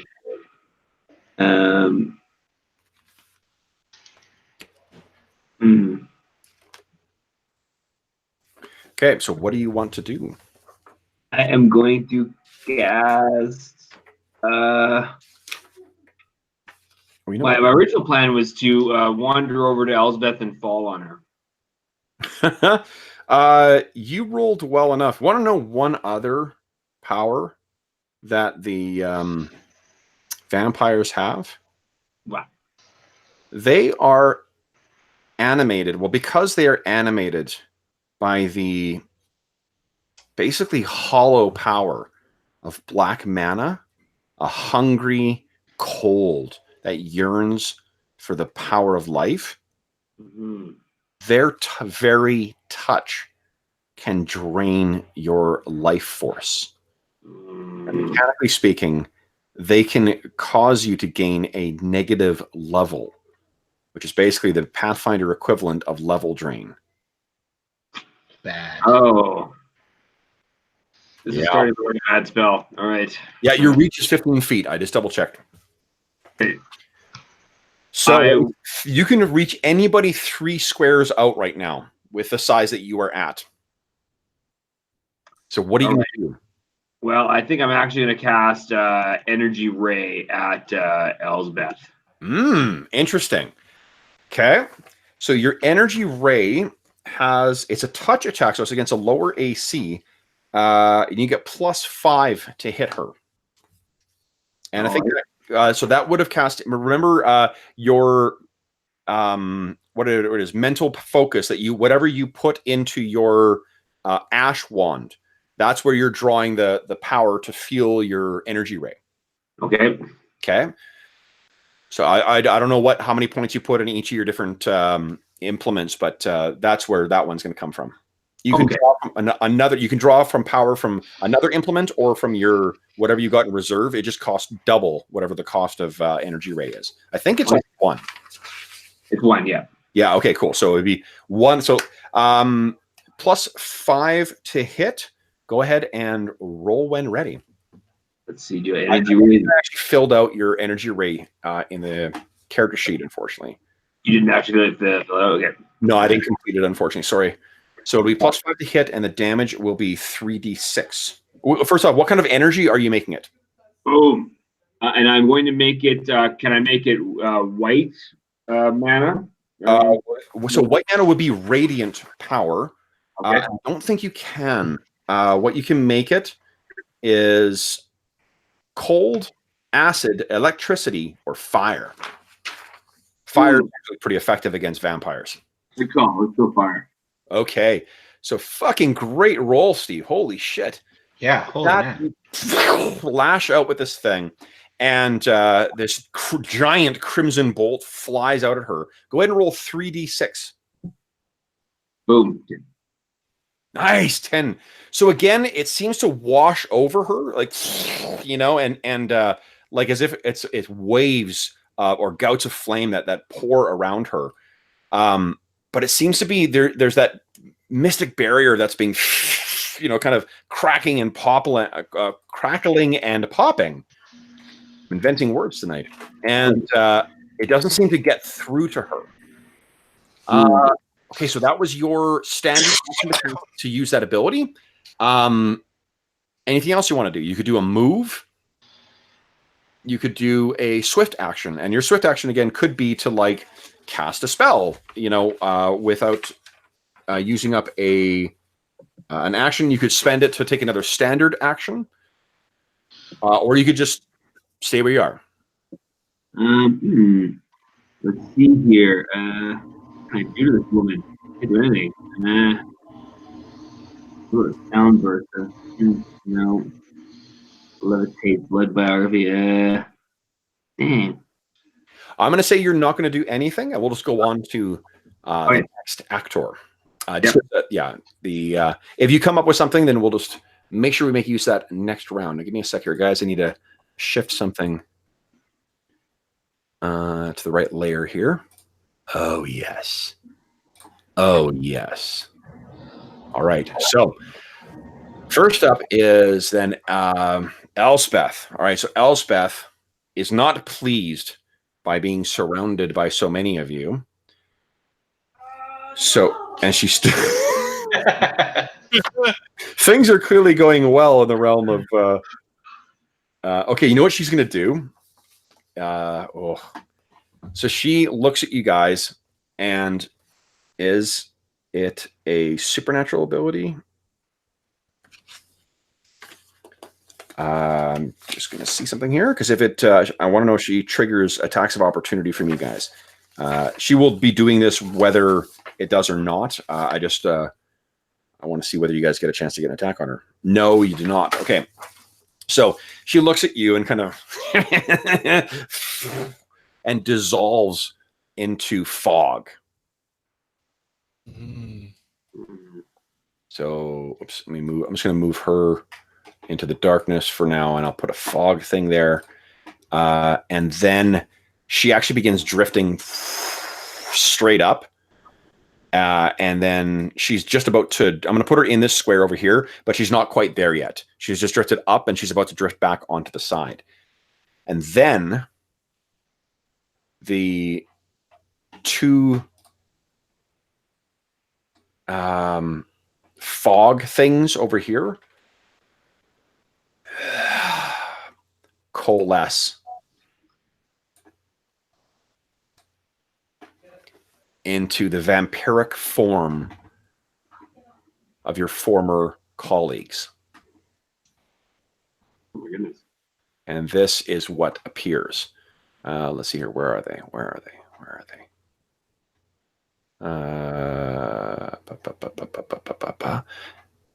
I'm beginning to suspect that I may have over-prepared with handouts because I can't find the ones I want now.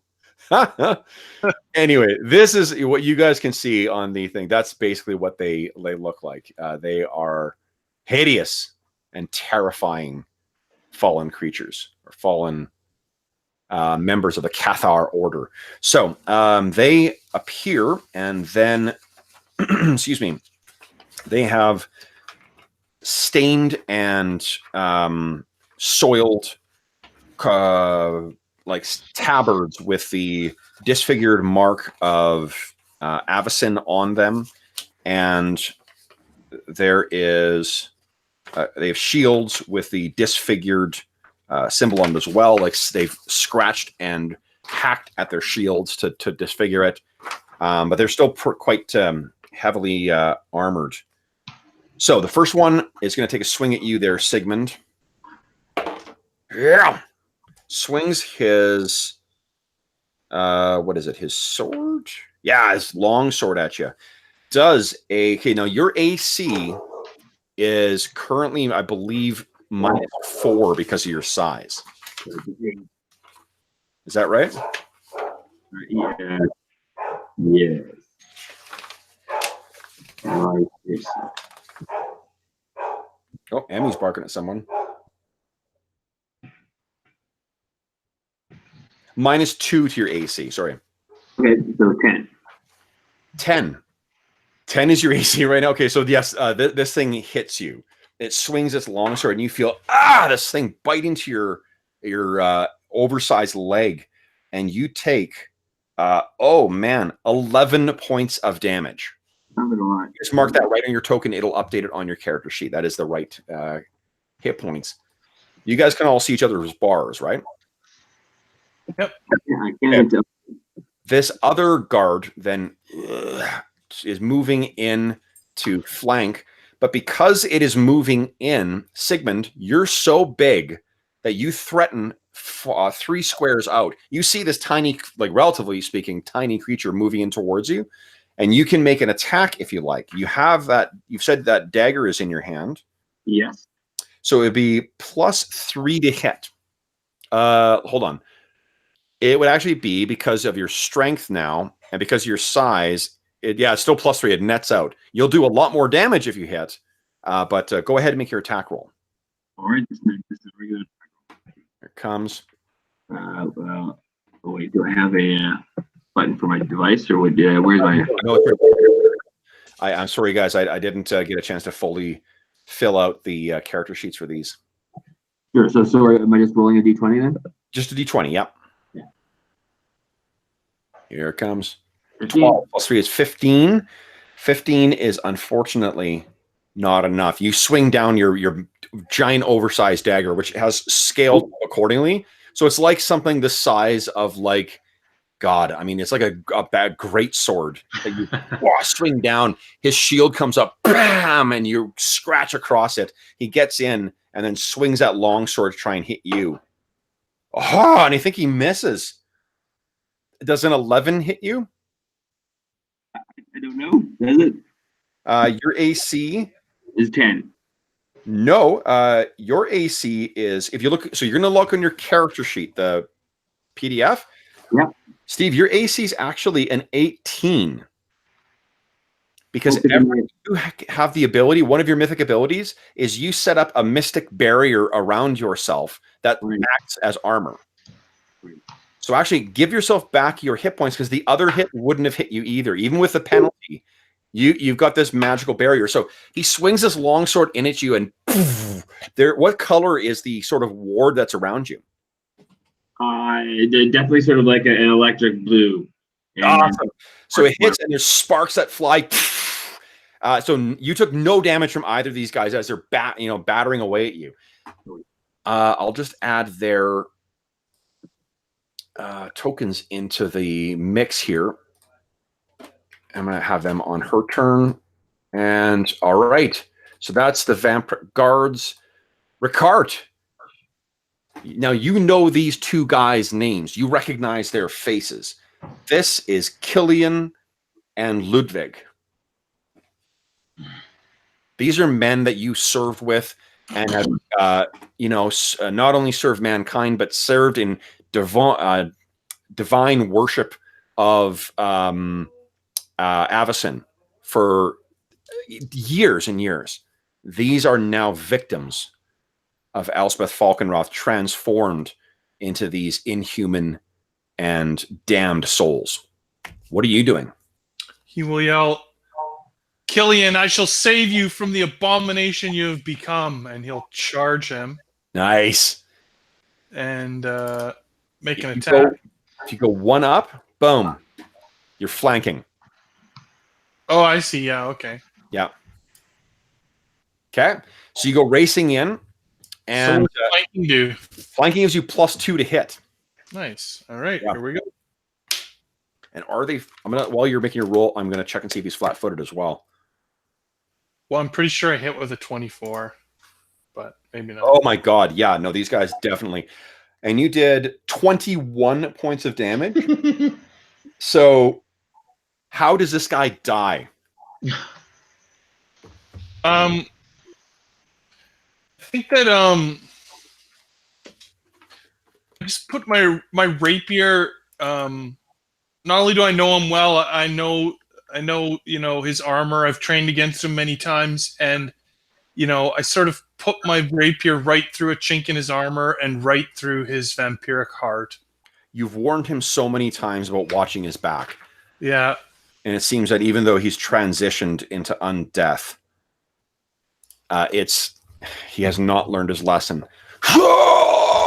And he dissolves into ash and falls to the ground, a miasma of black mana drifting in the air like oily smoke.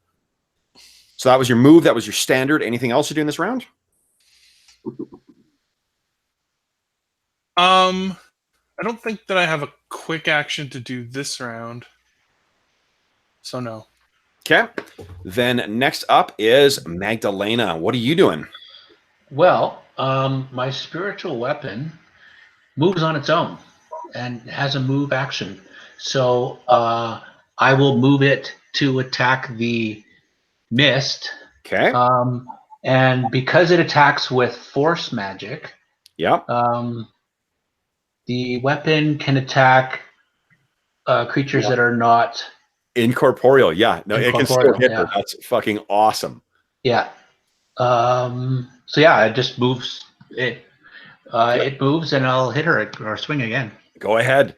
So you bring the divine wrath of Avacyn down on her.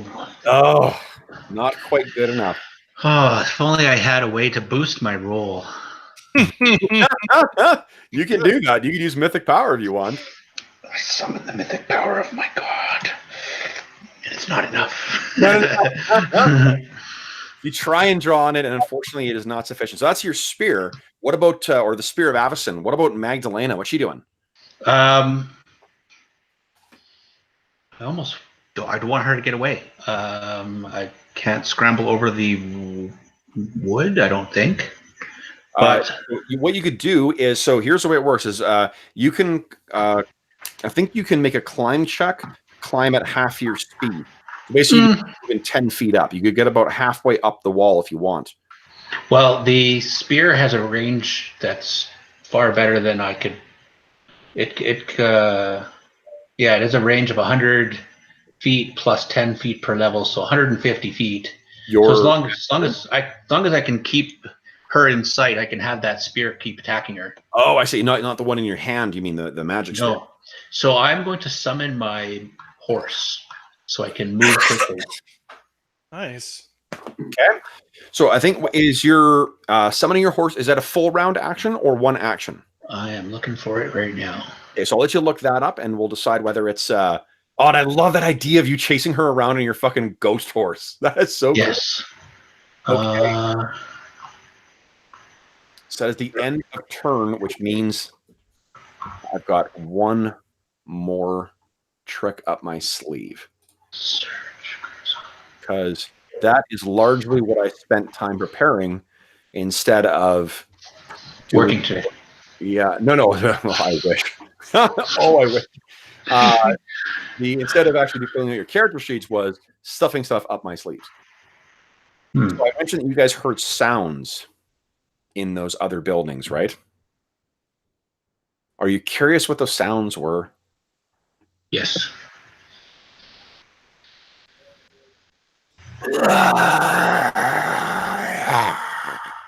Oh, it's our reinforcements. It's totally reinforcements. Wait, did you say yours or hers? Don't our reinforcements make zombie-like sound? It's my favorite sound. My absolute favorite sound. That's why I love Barrow Maze so much. I get to constantly make undead sounds. And seemingly coming out of the church as well. And I have a handout for this, guys. Now that's the end of their turn. Kev, do you know what power I'm using to summon the horse? You are using... let's see here. Selective channeling. Is it the etheric tether? Yeah, etheric tether. Okay. It takes you...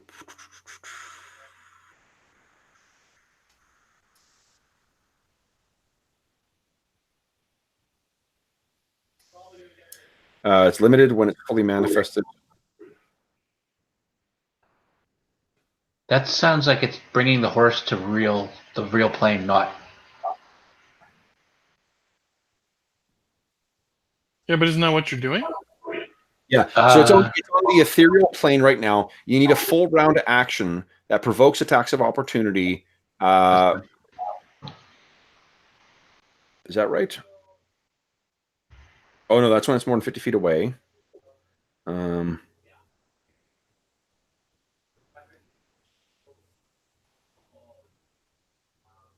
well, it's a supernatural ability, which means that it's a standard action, actually. Okay. Yeah. All right. So, yeah, so it'd be a standard action. You still have a move and a swift if you like. Can I mount the horse as part of a move action? Yes, good question. Actually, you can make a ride check to do it for free. Let me see here.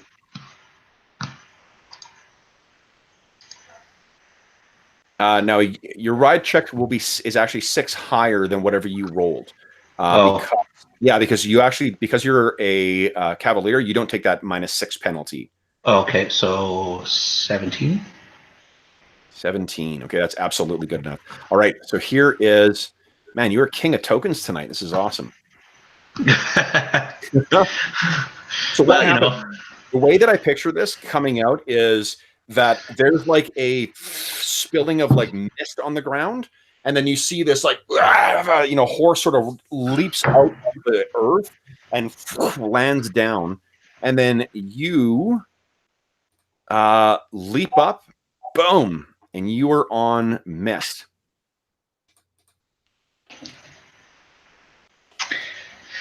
You could even combine that into one cool sounding action. And like as it was coming out, you grabbed its rein and it pulled you up. So you got lighting spear in the air. Yeah, that's fucking cool. So yeah, as the horse is jumping up out of the ground, essentially out of the mist, she just kind of like times it and jumps up where the horse is going to be materializing, and it like appears like underneath her, and she just is on top of it as it fully materializes. Love it. Yeah, and you're up. Your glowing spear in your hand. Okay, now let me. Yeah, that's you've absolutely made my night. Every single one of these characters happens to be of a character class that I think is super fucking cool. So you guys are. It's like watching people play with my toys. I'm like, all right then. See you in 2 weeks. We're playing. Okay, so the that is now out, guys. The Burning Dead. Holy crap! There's a lot of them.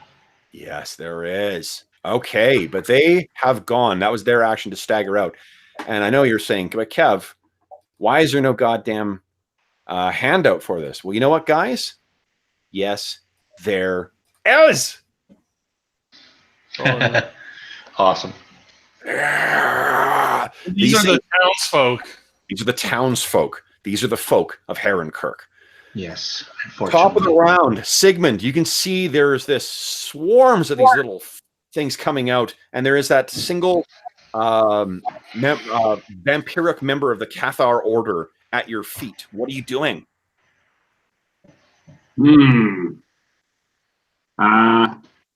Gosh, I could. Wait a second here. What's left? I surrender. No, wait. I can read their blood, but let's see. So blood is useful as it's a utility spell. It's not a damaging spell. Right. Yeah, if that's what you're thinking of. So if you want to help your Steve, so your sound burst or burning hands are really good options for what do you call it, for offensive spells. Yes, burning hand. Although I do want to point out the name of the undead. That may be suggestive of potential resistances. They're already on fire. Trying to set them on fire might not be the best. Pathfinder has a terrifically, heavily textured set of different kinds of damages and resistances, as Dave wisely took advantage of with his force spear. This is one of the ways that I may, as a helpful DM, telegraph to my players that this shit may not work well against these guys. That's a good advice. What about Sound Blast? Ooh, Sound Blast. Where's that been? So Sound Blast gives, let's see here, an area of 10. It's a 10-foot radius spread, anywhere within about 35 feet of you. Crazy because I'm so huge. Yeah. So I could step sort of into the middle of a bunch of them and then blast it off. Yeah, I mean, it doesn't have to be on you. You don't want to be in the middle of it because you're going to get hit. It'll hit you too. Right. Okay. Let's burst it. Yeah, exactly. Over there? Awesome. Okay, so let's hear. They get a save is a DC 18 fortitude save. Ouch. Now, these suckers, undead, do not have a constitution score, so I don't think that their con bonus is particularly good. Where are my zombies? Guys, I misplaced my zombies. Oh, guess I know it's always the last place you look. You know what? I'm just going to grab my bestiary. Just right here.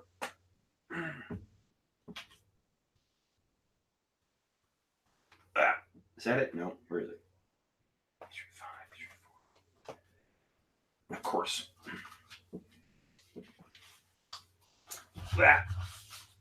So the chances of my bestiary being the one on the fucking bottom, apparently 100% chance.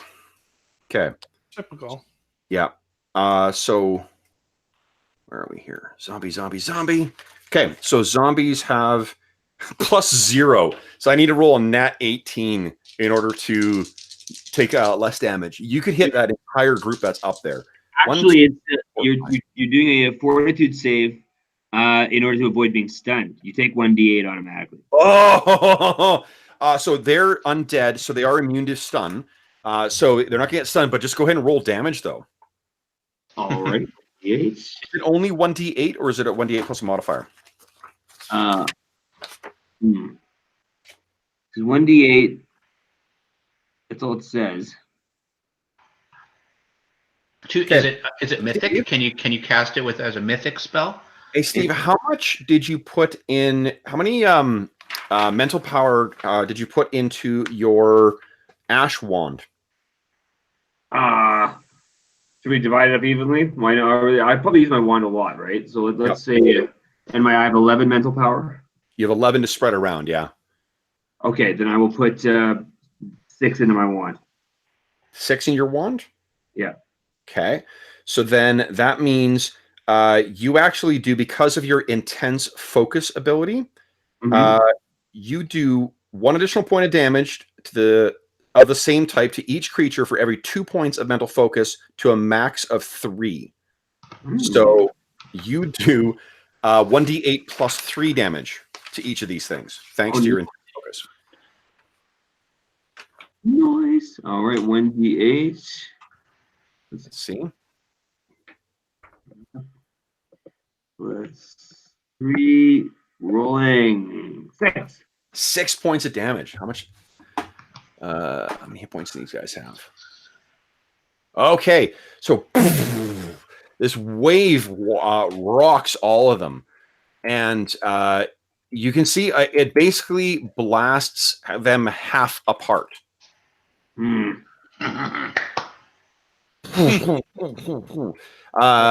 Now, Beauty. can I make one observation? I'm a cleric. You have an ability called Arcane Surge. As a swift action, you spend 1 point of mythic power to cast one arcane spell without expending a slot. Right, and I can just do that. As a swift action, it costs you 1 of your mythic power, so it takes out 1 of the 7 you've got per day, but you could follow up, you do standard action, and then use your swift action to do it again, if you were so inclined. Well, that would be something now, wouldn't it? Do it. Do it? I'm being told to do it by my teammates. I think Do I'm it. gonna Do it. Do it. You hear this booming voice in your head. Spend the points. Okay. Would you kindly roll a d8 plus 3 then? Again. I will. Come on, baby. Big money, big money. 6 again. 6 again. Here's the thing. I was not kidding when I said it was half. So there's this like kind of like I don't know, maybe it's like a bang actually. If it's a sonic blast, there's like a flash bang going off. Bow, wow, wow, wow, wow, wow, wow. Bow, wow, wow, wow. A second one goes off. Every single one of these things is blown to pieces. And bits of charred flesh collapse down. Is that it? Oh, mama, I just remembered something.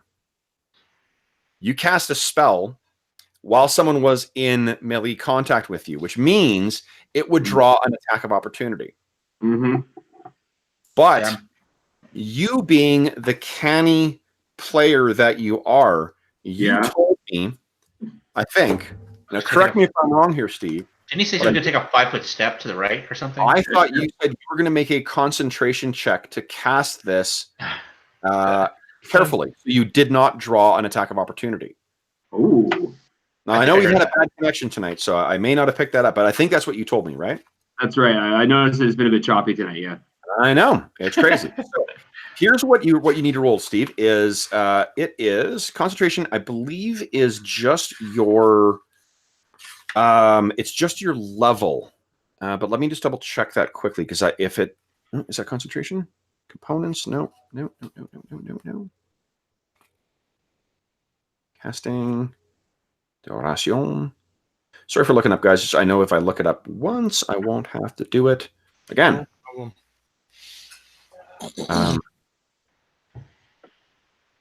Casting spells. Here we go. Sorry, guys. Concentration. Your concentration bonus Oh, it's plus your intelligence. So it'll be your intelligence plus your level. Also, I've got combat casting. Oh, fuck yes. So then that gives you what, +4? What does it do? Combat cast +4. Yeah, holy shit, Sigmund. So you get +4 from your combat casting, you get +6 from your intelligence, and you get +5 from your level. So you have +15 to this roll. The difficulty is equal to, I think it's 15 plus double the spell level. So those are level 2. So you need a 19. So basically you need to roll a 4 or higher on a d20. Go ahead and do that twice for me, please. All right, here we go. Go. Come on, come on, come on. Karma, chameleon. Yes. Nice. 1 and nice. 2. This is not your first time being swarmed by vampiric former allies while casting spells there, Steve. Well done, Sigmund. Sigmund, your turn's done, I believe, unless you plan on moving. I guess I will shift one to. Can I shift one towards Ryan Richard here? You absolutely can, yeah, without drawing attacks of opportunity. Awesome. All right, so the next up is Elspeth. All right, so now that she's on the roof, she coalesces back into her form, and she looks crossly at Sigmund and says, "Don't break my toys," and gestures with her hand, and this little red bead, like a fiery marble, comes flying towards you. Sigmund and Richard, let me see here. There actually might be a bigger AoE for this than I think. Let's see. She's particularly pissed at the big spellcaster guy for breaking all of her undead.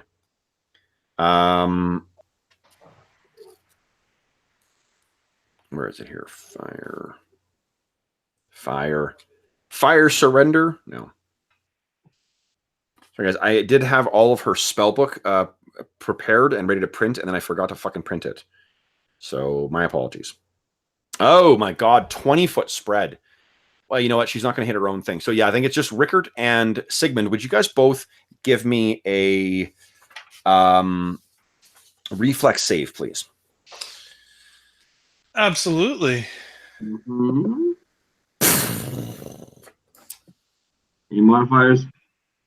No modifiers, just a reflex save. I think. Oh, shit, guys. Yeah, that's definitely good enough. Okay, so you're only taking half damage from this, and I'll just roll it in roll 20 so that I don't have to do it again here. I don't have to count up my stuff. Now, you're going to take half of this, not full, and it's fire damage. I don't know if you guys have resistance to fire, but boom. That is round. You always round down in Pathfinder, so it's 13 points of fire damage. As this massive ball of fire explodes around you guys. That was her standard action. She will then use a move to shift here, moving further back along the, what do you call it? How high is she, Kev? About 20 feet up.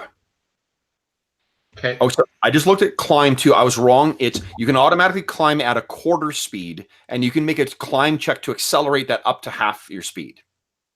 Okay. So that was Elspeth. Now is the vampiric guard. He goes in and tries to hit Sigmund again. I think this time he's actually trying to grab him with his hand. No, that would mean he would have to drop his. Yeah, actually, he would do that. He's going to drop his long sword. Or he can move and store it. He stores his long sword, comes forward, and tries to grab you. No. Okay, so you can see he reaches out at you with this kind of inhuman, pale, curved claw to try and get you, Sigmund. And you can only remember, God, the touch of this comes with the seeping, leeching power of black mana. Rickard, what are you doing? Oh, let's see here. Oh, Sigmund, you should have taken 13 points of fire damage.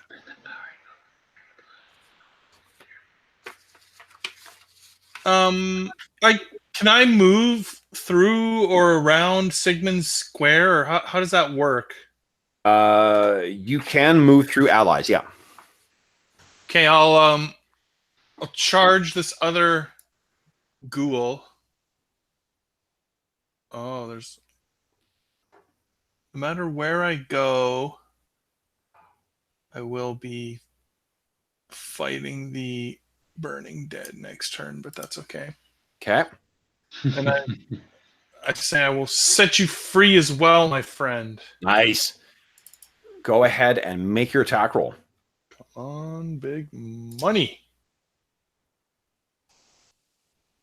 It may be asking for modifiers. Nice. Oh, Jesus! 21 points of damage. So you kind of dive roll through Sigmund's enormous legs. He's moving around, Hollywood oversized style, where he's moving really slowly and his voice is really high. You dive through his giant legs. You see him come out of nowhere, and your sword lashes out, and you see almost a look of relief come across his snarling face as his head rolls back and separates from the rest of his body. There are no more guards left. Anything else this round, Richard? I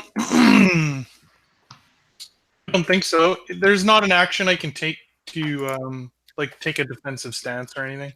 No, I mean, not apart from your use of panache. Right. Okay. Right. No. To do that. But you would have incidentally, you've killed 2 things so far. If you're down any panache, you would have regenerated it. Oh, right. Yep. Yeah. Okay. All right. So that's for Richard. Then we're up to Magdalena. What are you doing? Well, Magdalena is she's frustrated with not having hit with her spear, and with the magical spear being ineffective as well. So she's going to take a different tack. Nice. She's going to move. Now hold on. I think your spear can attack anyway, can't it? My spear, the magic spear. Yeah. Your divine thing. Yeah, that can. It can move and attack again. Sure. So why don't we get that? Just get that roll out of the way. Is it going after Elspeth, or is it going after one of the living dead? After Elspeth, as long as it's within 150 feet of me, it can move and attack. Yes. Okay, that's fine. You can't. Do you have to see the target? I would have to see the target. Okay? So I don't think you can see her. I think she's pictured 20 feet up and she's 5 feet back. So I'm not sure you've got a advantage. So if you want, it can just go down and try and lop off a burning head. Yeah. These guys are a lot easier to hit, if it helps, than vampiric. Ooh, that's the stuff. All right. So this thing buries itself into one of the burning dead. Mm-hmm. And wow. That you've basically, it's pulled itself through and knocked out the vast majority of its rib cage, and it's still staggering towards you, smoldering as if it was just taken from a crematorium. So what is Magdalena doing then? Magdalena moves to there. Give me a ride check, and the ride check is you just need a DC 5. That's to direct your mount with your legs. And here's the thing. When you're doing that, you get to use your mount's move instead of yours. Okay. And I think your mount has a move of 50, doesn't it? Yeah, so that ride check, should I just delete the -6, or can I delete the -6? It's an 18. That's with the -6. 12. Okay, that's fine. You know what? When you roll, when it prompts the modifier, add +6. Okay, that sounds fair. So okay. Yeah, you missed. You can move up to 50 with her. Okay. Well, she's only moving to there because she's judged that from there she'll be able to. So her holy symbol, because she's a warrior and she knows that using her cleric abilities require holding her symbol, she's had it implanted into the gauntlet of her main hand, the hand she holds her spear in. Yeah. So she holds the symbol out in front of her, and she channels the divine power of her god and unleashes it upon the foes that are surrounding them. Awesome. This is the channel energy? Yeah. Okay, cool. So what you do is you pick whether it heals or it harms. Oh, this is harming undead. It's harming undead. Very cool. Okay, do I get any saves against that? Yes. So the DC save is equal to 10 plus half the cleric's level plus the charisma modifier. So it should be on your character sheet. 2, 4. So DC 14. DC 14. Okay, and is it a wisdom save, a fortitude? Will save. Will save. Okay, interesting. Her will is okay. So 14. Let's see here. She passes. The burning dead have +0, so fail. Actually, one succeeds. And sorry, what's the radius of it? 30 feet. And I got 2 more. They got to make saves. Fail. Fail. Okay. Okay, the amount of damage is equal to 1d6 points of damage plus 1d6 of damage for every 2 cleric levels beyond first. Yeah, it should say at the top of your character sheet in summary. So I think your smite is 3d6, isn't it? That should be right, yeah. Let's see your channel. 2d6 plus 3? Yeah. Is that what it says? Here's the other thing that comes from yours. And now it's mythic. Can I also boost it with mythic power? I don't think so. I think there is an actual feat you can take called Mythic Channels. Okay. But yeah, so it does 2d6. But here's the other thing that happens is allies within your area, they gain a +1 AC bonus until the end of your next turn. Sweet. Yeah, because if you are a protective cleric. Wow. So okay, so go ahead and roll 2d6 damage in, please. Nice. Okay, so that one that was hit by your spear is completely consumed in a blaze of white mana. This one is scorched quite badly. Let's put the right number in there. Oh, dang, my stupid big fingers. Come on, Kev. Jeez. All right, this one. Boom. There we go. And this one did make it save. Elspeth made her save. She takes half damage. Is that right? Okay, so take damage. Interesting. Will save to half the damage. Half damage. Okay, cool. So again, you don't see this, but there's this flare of that protective barrier of hers gets even weaker. Okay, so that was your standard action. Anything else you're doing? No, I don't think. Unless I can use a mythic power to. You can use a mythic power to take another standard action if you want. Yeah. Okay. Can I do the channel energy again? Yeah. I could do it 5 times a day. Use of them per day. So yeah, you can absolutely do that. Yeah, I get 3 plus my charisma modifier per day. So I just rolled a 2 for Elspeth's save. Well, I'm gonna roll some damage. Okay. All right. So let's see how much divine or radiant power you do. Another 6. 6. Okay. So yeah, that barrier of hers is getting lower. Oh, dang. Okay, this thing is blown away. This thing. There's a pulsing of white mana again, and the undead around here are just consumed. You can hear a terrified screech from Elspeth, because even though she's not affected by it, she knows the power that's being forced on her. It's the power that's kept the vampire clans at bay for hundreds of years. And now you've made this undead cold heart beat with fear. I think there's only one burning dead left. So I believe that is going to stagger forward. Into the attack of opportunity range by Sigmund? I'm going to let Rickard. Oh, yeah, you know what, Sigmund? You get an attack of opportunity because of your crazy reach right now. Steve, you there, bud? Nice. Oh, yeah, you get an attack of opportunity again. Okay. So go ahead, the D20 roll, and you're going to add nothing to it, actually, just +3. Boom. Whoa, nat 20. Whoa. Okay, Okay. because this is Pathfinder, you don't get an automatic crit. You roll again, and if you would have hit, then you get to do a crit. Oh. I got but I got an upside. If you do, we're going to crack out the critical hit deck. Oh, boy. Okay. So here we go. Come on. Rolling again. This dice is hot now for you, Steve. Come on. Hacha! Yeah! Critical hit, baby. Awesome. Beauty. Let's see what the effect is, just because it's hilarious. All right, Steve. I'm going to do the draw for you, just like we did with Savage Worlds. We're holding it up to the camera. You ready? Yeah. 1, 2, 3. I don't think any of us can read that. What does it say? That was a lot more anticlimactic than I thought.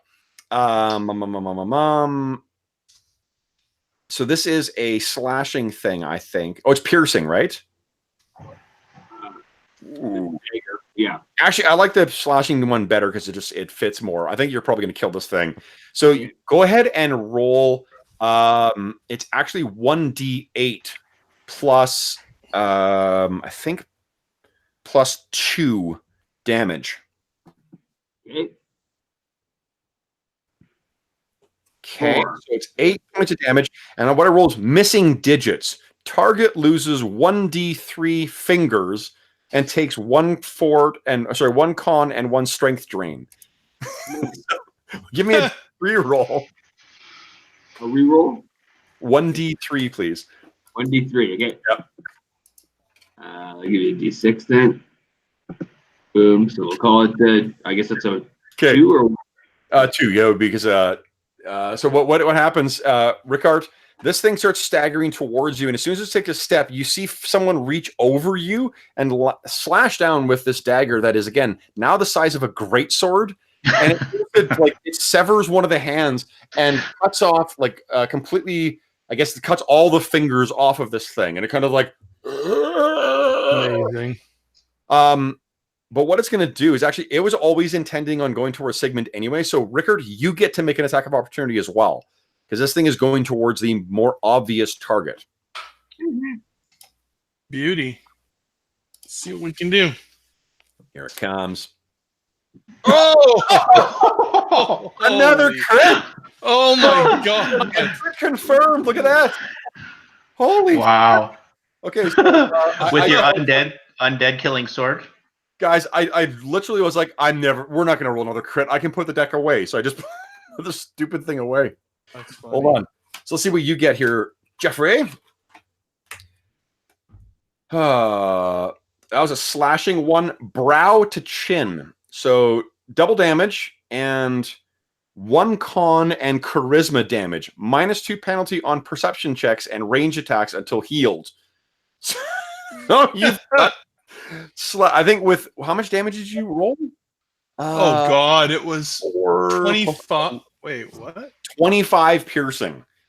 Yeah. Oh, it's piercing, not the slashing. Surprise opening. So it's triple damage and 1 free attack against the target with a -5 penalty. Now it's dead, so you don't necessarily have to do it. But if you'd like, you can go ahead and roll 1 more attack at -5. Well, any swashbuckler worth their salt would definitely take the extra attack. Yeah, I think if you needed to regenerate some panache for some more damage. And it's worth noting too. Remember that you can spend a point of panache to do basically +5 damage. Right, right. So and with how many of these things you're churning through, that would have been an easy way to just keep that panache flowing back to you. All right, so once again, Silver Dawn flashes out, and it is down. Okay, so then we are back at the top of the round. Sigmund.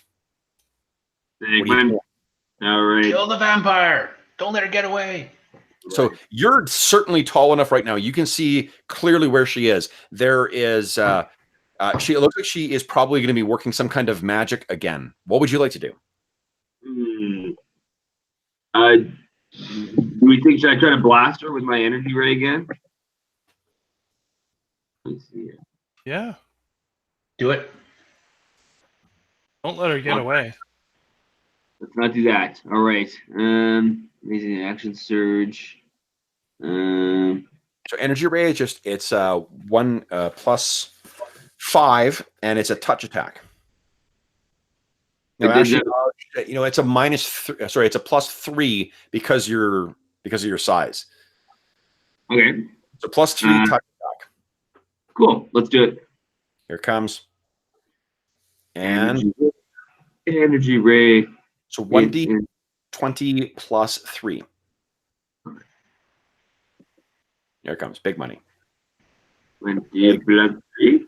Money. And 20. Oh, 20 touch is good enough. Yes. Yeah. Nice. So 3D. Now, was this fire again? Remember, you have to declare the energy. It's acid, electricity, cold, or fire. Let's go electricity. So this lightning bolt shoots out. Go ahead and roll 3d6 damage. Oh, yeah. It's big money, big money, big money.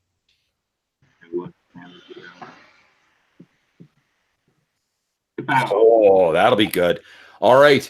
The electricity, that blue arcing power, is scorching, the roof, and it's playing all over her body. And you can see that shield is still protecting her, but it seems to be weakening. She seems to be feeling some of what's coming through. So, Sigmund, that was your standard action. Anything else you want to do this round? You can move. You could do a swift action. Yeah, let's move. Like, I don't know if my move goes up. Let's close in on her. How far can I go? I think your move actually doesn't change, but you got a 30 foot, so you can move 6 squares, and you can reach her there. Like you're in physical touch with her. You can reach 3 squares away. Right. Okay. Go that down again. And okay, well, yeah, I'll go here. Yeah. Nice. All right. So speaking of everyone's favorite vampire, Elspeth Falkenroth. All right, so Elspeth, she kind of snarls at you, and I don't need my vampire guards anymore because you killed them all, guys. Mm-hmm. They are kind of on fire. You guys are really on fire here. Yeah, on fire. That's a good idea. That's what I'll do. Burning hands. All right, so her action is going to be. She's used her fireball. Boy, she's feeling pretty hurt right now. And you seem pretty easy to grab. Does she have a fly move? No. Okay, so what she's going to do is she kind of snarls at you and runs along here. That thing's not there. Leaps out. I want to make an acrobatics check for her. Ah! I rolled a nat 1. She slips and Go falls. for her big move. And is about to try and leap out and use I have this whole thing planned. She jump out and jump on him and do this thing. She catches the hem of her dress on the broken roof, trips, and then someone want to give me 1d6 damage, please. Sure. Okay, so she takes 2 points of damage from falling because she's fallen 20 feet. And you don't take damage from the first 10. And she hits the ground, and she is prone. So I'm going to put the what am I going to do for prone here? Holy shit, they added a bunch of new icons to the tokens. Let's do snail as prone. That's slowed. I don't know. What's prone, guys? What's here? There's arrows in the back. That's prone. Nice. So she hits the ground, and fucking that's her action. She was going to cast Vampiric Touch, but I'm going to make a concentration check for her because she took damage. So she's got 8 plus 13 to this. So actually, the likelihood of her failing is quite low. So she doesn't, she slams into the ground and has cast the spell. So I guess it was off before she fell, but now she's prone and on the ground, and her hands are just swirling with black mana. And I think that's, Sigmund, give me a spellcraft check. Okay. Yeah. Craft. And 15. Oh, 15, okay. So what I'm getting you to roll, see if you can identify a spell as being cast. No, you cannot. A 15 is not good enough. So you don't know what's being cast. All right, then it is Ricard. So through Sigmund's giant legs and right in front of Magdalena's spectral mount, you can see that Elspeth Falkenroth has fallen to the ground. What are you doing?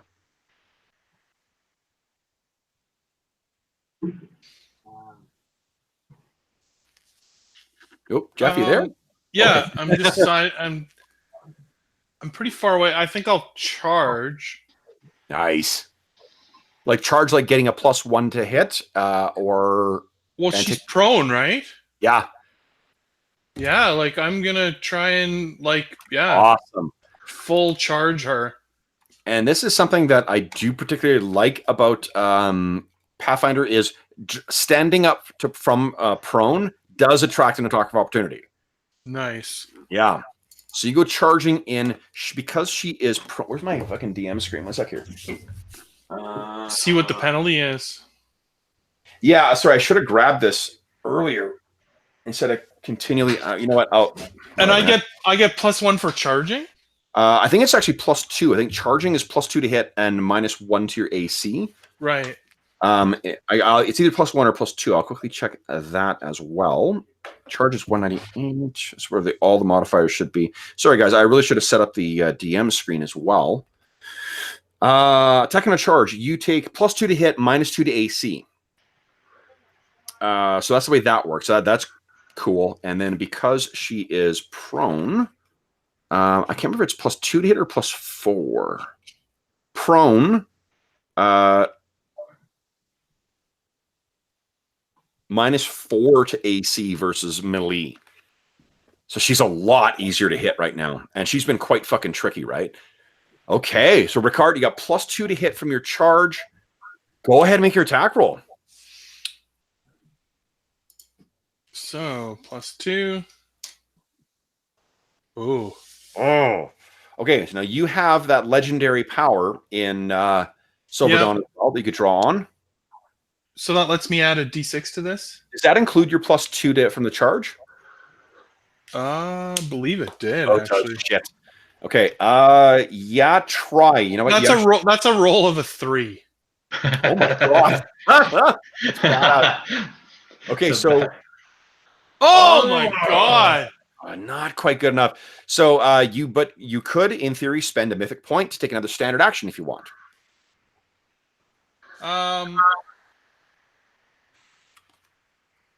No, you know what? I think the fact that he charged all the way across and then actually missed a prone opponent. Yep. He sort of does a flourish as if he intended to not hit her. Nice. And he says, "This is your last chance for us to show you mercy." Oh man. Oh, and if you had actually hit, you could have done that auto. I know it would have been. That's what I was gonna do, but you could, in theory, if you want to add some meat to that, you could take another, spend a mythic point to take a standard action, and then get your +20 to your charisma check by spending another mythic point, and actually make that an actual intimidate roll. Yeah, might as well. Okay, so that'll give you. Now, I think rules is written. You only spend 1 mythic point per round, but I don't fucking care because that sounds pretty cool. So fun. Yeah, hell yeah. Go ahead and make a intimidate check and add +20. Jeepers. Is that like a house rule, Kev, that you can always spend an extra point to intimidate? No, that's one of his powers, actually. What is that? That's how intimidated I am. Yeah, intimidated. So he has an ability as a swashbuckler to, when he hits someone, he can kind of like try and scare them. And it just makes them shake, and so they get like -2 to hit and -2 to their AC, I think. But the spending of extra points, if you're intending to do some kind of intimidate, is a house rule, which allows why is he able to do it. No, An extra no. point. Because he can take it when he spends a mythic. So rules is written. If he spends a mythic point, he's able to take another standard action. That's part of your whatever it is. Right. Initiative ability as a tier 2 mythic character. So that gives him the standard action, and it's a standard action to intimidate. Then he Cool. made his roll, but spent another mythic point to get plus 20 to it. Sweet. Yeah. So this is the demoralize action, and so what demoralize does is he is shaken, or she is shaken for 1 round. The DC is 10 plus the hit dice plus her wisdom modifier. Her wisdom modifier is 2. Her hit dice is 8, which means it is a 20. You beat that by 24, which means that she's shaken for 5 turns. So, Wow. yeah. So let's figure out what the narrative of this. -2 on attack rolls, saving throws, skill checks, and ability checks. And if she's shaken again, then she becomes feared. Because it sort of scales up from there. All right, so getting back to the narrative of this, what happens? You go racing off, you swing at her and miss, and then what is it you say that just chills her to the bone? What would he say? He would say,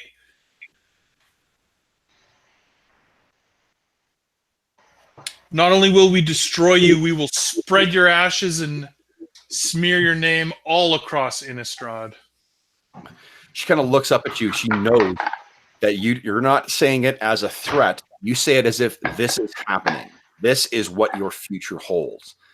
And she gets this look, finally, that sneer, that heartless kind of mirth that she seems to be evoking is gone. And for a moment, she looks like a terrified little girl. And wow, so it's 5 rounds of shaken on her. Holy smokes. And she's prone. Magdalena, what are you doing? Magdalena rears up on her horse. Yeah. And as a swift action, she uses the Order of the Shield challenge. Nice. So her melee attacks will do extra damage whenever attacks are made against this target. Yep. And attack damage is equal to the Cavalier's level. Can use this ability. Cavalier takes a -2 penalty to armor class. And I think that's only versus other targets. It's only against the target made by the target of this challenge. Oh, okay. So you take a penalty to your armor class, but you get a bonus to hit. Right. Okay. Sorry, I thought it was other things. Okay. Wow. Melee attacks deal extra damage. Sorry. So what is the oath you swear to take her down?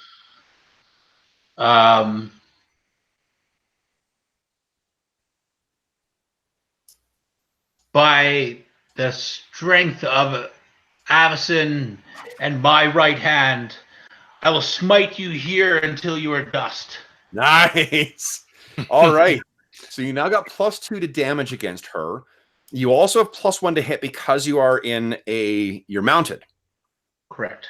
So go ahead and make your attack roll. +1 for being mounted. Oh, it's terrible. My fighting. Oh, it's not good. Now, hold on. I will tell you whether this is within striking distance, whether it's actually worth spending a mythic point. Our words are big. Our attacks are not. Yes. Now, the thing is she's prone right now, so she does have her AC is 4 less. So 19. But even with the 4 less, it's still, I don't think, well, yeah, even with 4 less, you can't possibly get enough to make it count. So if you are inclined to spend mythic power, what you could do is make another standard action. I will do that. Nice. And you know what? Sometimes you don't hit on the first try. Yep. Sometimes it takes 2. Here it comes. I can feel it. No! That is not what I felt. Oh, That's terrible. Yeah. Well, you know what? Take your attack of opportunity on my fancy well, hold on. weapon. it just so happens that in addition to my critical hit deck, I have a critical fumble deck. Sweet. I fell off my mystical horse. Let's see. Okay, now I think I actually can't remember what the. Here we go. Optional rules. I can't remember if a fumble we actually have to roll on it. Whenever attacker rolls in that one, there's a threat of a fumble. So roll again to confirm. If you miss on the second attack, then you get a fumble. So go ahead again. Let's see if you... Come on, roll better. Okay. Here we go. I almost don't want to add that +1. 19. It's -4? still a miss. Even with her -4 armor class? Even with her -4 armor class, like she's really 23? fucking hard to hit. Oh. She's got some magic shit. Her dex is really high. It's a really tricky thing. All right, that's then. What, touch or things like that are sometimes more effective against really nimble things. So let's see what your fumble is. This is a melee fumble. Winded. You are exhausted. Or a fortitude save negates. So let's see here. First off, let's see what the save is. The save would be against a DC of, where is it? Equal to the armor class. Oh, fuck. Unless a DC is listed, the DC for the necessary save is equal to the armor class of the target. So here's where your massive fortitude save may actually come in handy here. Negative. Come on, here goes 9. That's your fort save, 19? Oh no! Only 11. God. Jeebus. Okay, so then what that means is that you are exhausted. So you put absolutely everything into that attack, and as an exhausted character, you move at half speed, cannot run or charge, and you take -6 to strength and dexterity. But don't worry, after 1 hour of complete rest, you then only become fatigued. Huh. Oh, maybe the hard ride was, much harder on you than you thought. Perhaps. Here is, I'll just... can you take mythic power to boost for saves? What you can do, you can, yeah. I don't think that you could... I used one already to have an extra action, though. Oh shit! Well, no. We've already said I don't care if you spend more than 1. I just don't think you can get a 6. But what I think you could look at, though, Dave, take a look at the mythic benefit of Cure Light Wounds, or is that Cure Moderate? I'm looking at.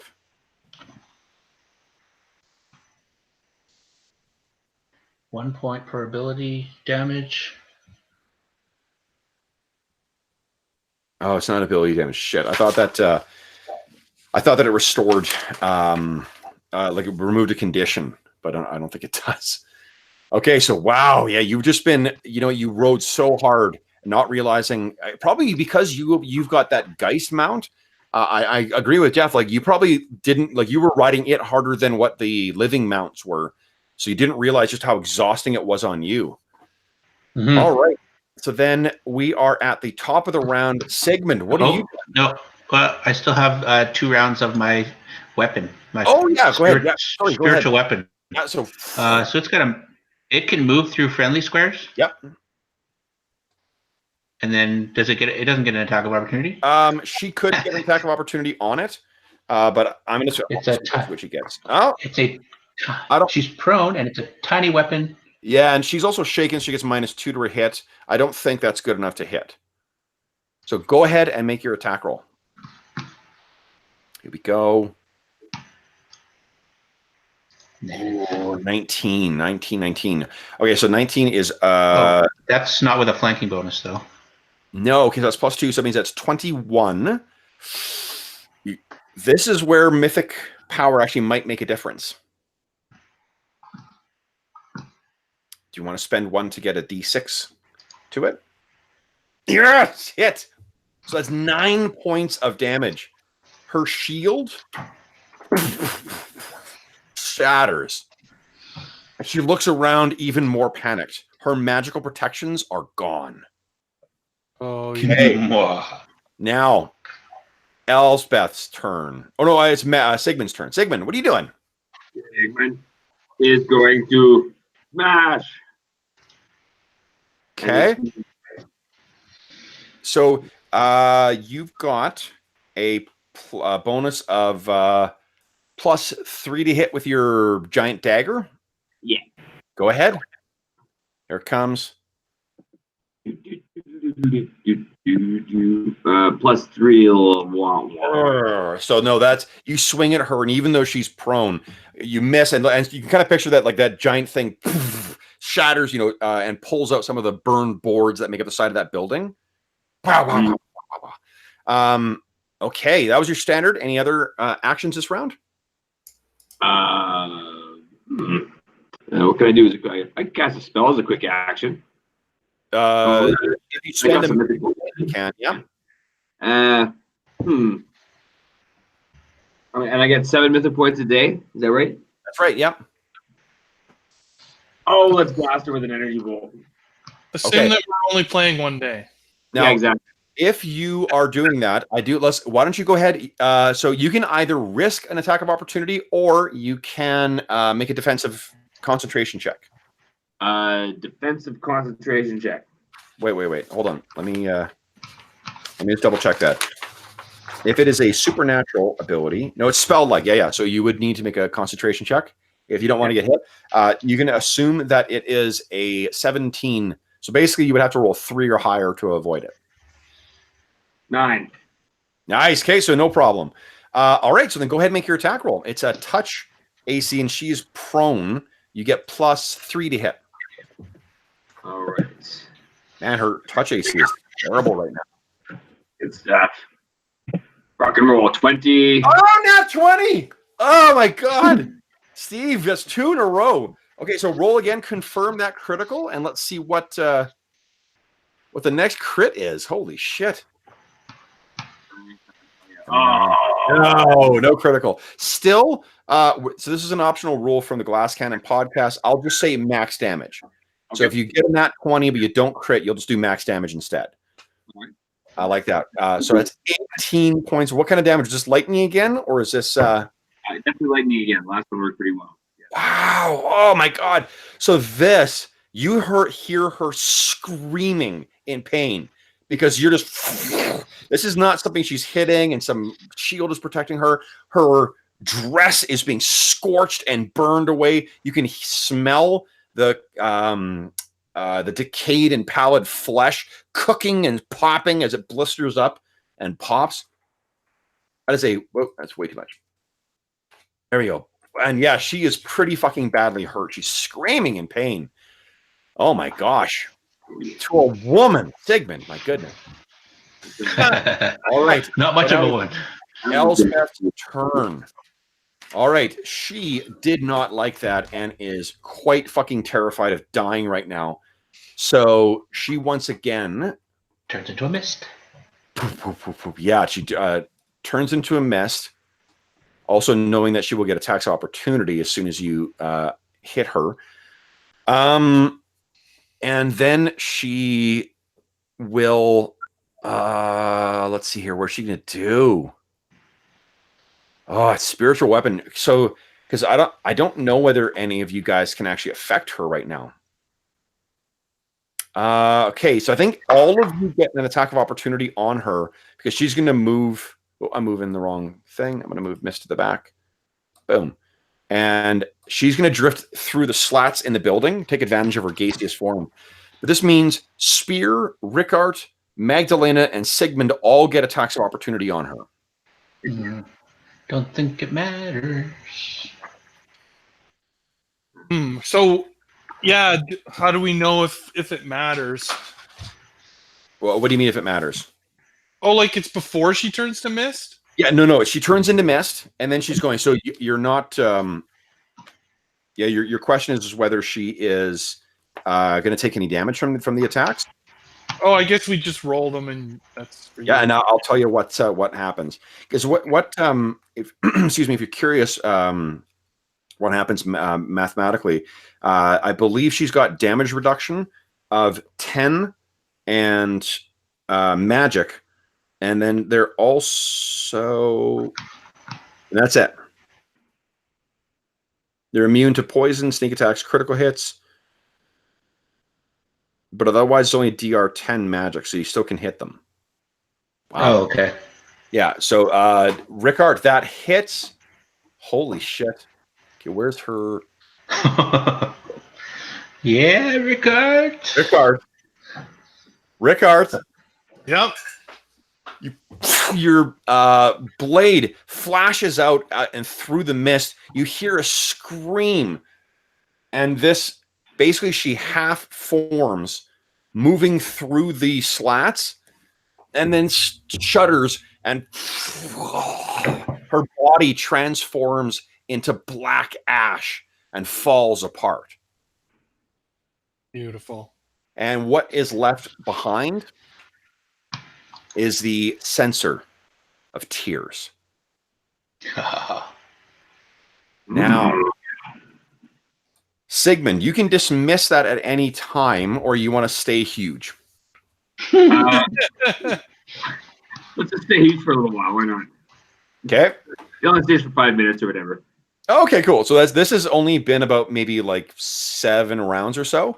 Right. So this is, which means it's been like each is 6 seconds. So that's not even what not even a minute yet.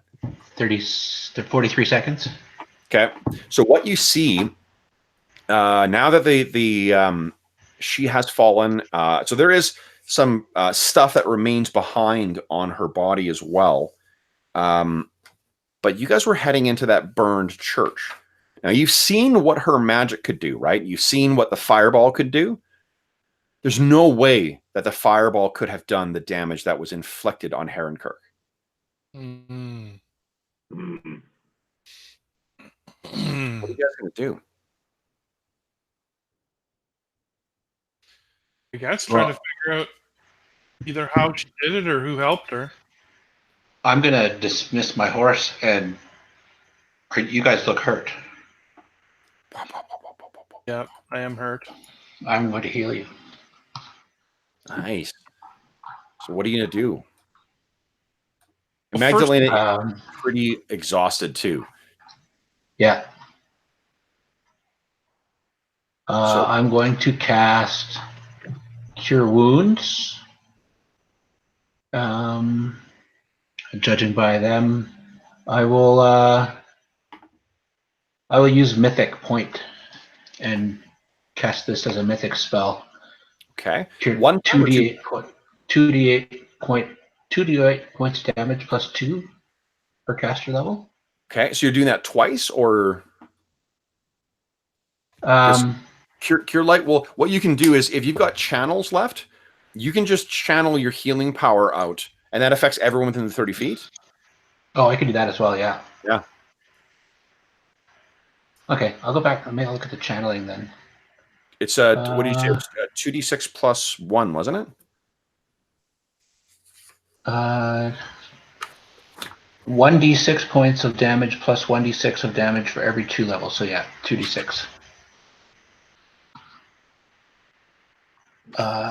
Plus... No, that's just the modifier for the number of times I can do it. Well, let's give you guys some healing. Okay. Oh, there's some nice healing. Wow. 10 points back each. So I slam because my holy symbol's on my gauntlet. I slam my spear into the ground, and magic radiates from the spear and from the holy symbol in a healing wave that makes you both feel better. Awesome. So even as exhausted as she is, she's still able to tap in. You guys each recover 10 points. I've added 10 to your pool there. So Sigmund is still a little injured, but wow, substantially better. Okay. Now, I'm going to say that time passes just because I want to do the woo, woo, woo, woo, woo, woo, woo, woo, woo. And Sigmund's back to normal size. Okay. So what are you guys going to do now then? You still see that you were on your way into that church before, and you did see some of those burning corpses seem to come staggering out of there. Yeah, I mean, I think we'll still try and investigate and see if we can figure out what actually happened here. Okay. So Has anybody picked up the item we were looking for? Yeah, the thing of tears? Absolutely. Would you mind if I carry it? Not at all. And he'll Okay. pass it to you. I'll Okay. protect this with my life. as you pick up the relic, Magdalena, you feel an intense connection and spiritual link with Avacyn, with the archangel herself, and you are cured of your exhausted condition. Oh, sweet. It feels like I'm carrying my god upon me. Well, you know, this is as close. I'm not sure whether or not you would have actually met her in person at some point. You may have, you may not have. But this, you know, there is a piece of her in here. There is a single tear that's in here. And you know what it's like, a censer, right? It's that thing that you sort of go around and you distribute incense in it. Yeah. Yeah. So there's a thing that distributes her grace around. I wonder if I just wave it around near the two injured fellows, if that helps at all. Yeah, I'll let you know what, as a daily thing. Why don't you go ahead and do another channel for me? Okay, I will. It goes out. Channel and wave the tears of Avacyn in front of my fellows. Whoa, 8 more heals, guys. I think you guys are both up to full. Oh yeah, that's full now. Okay.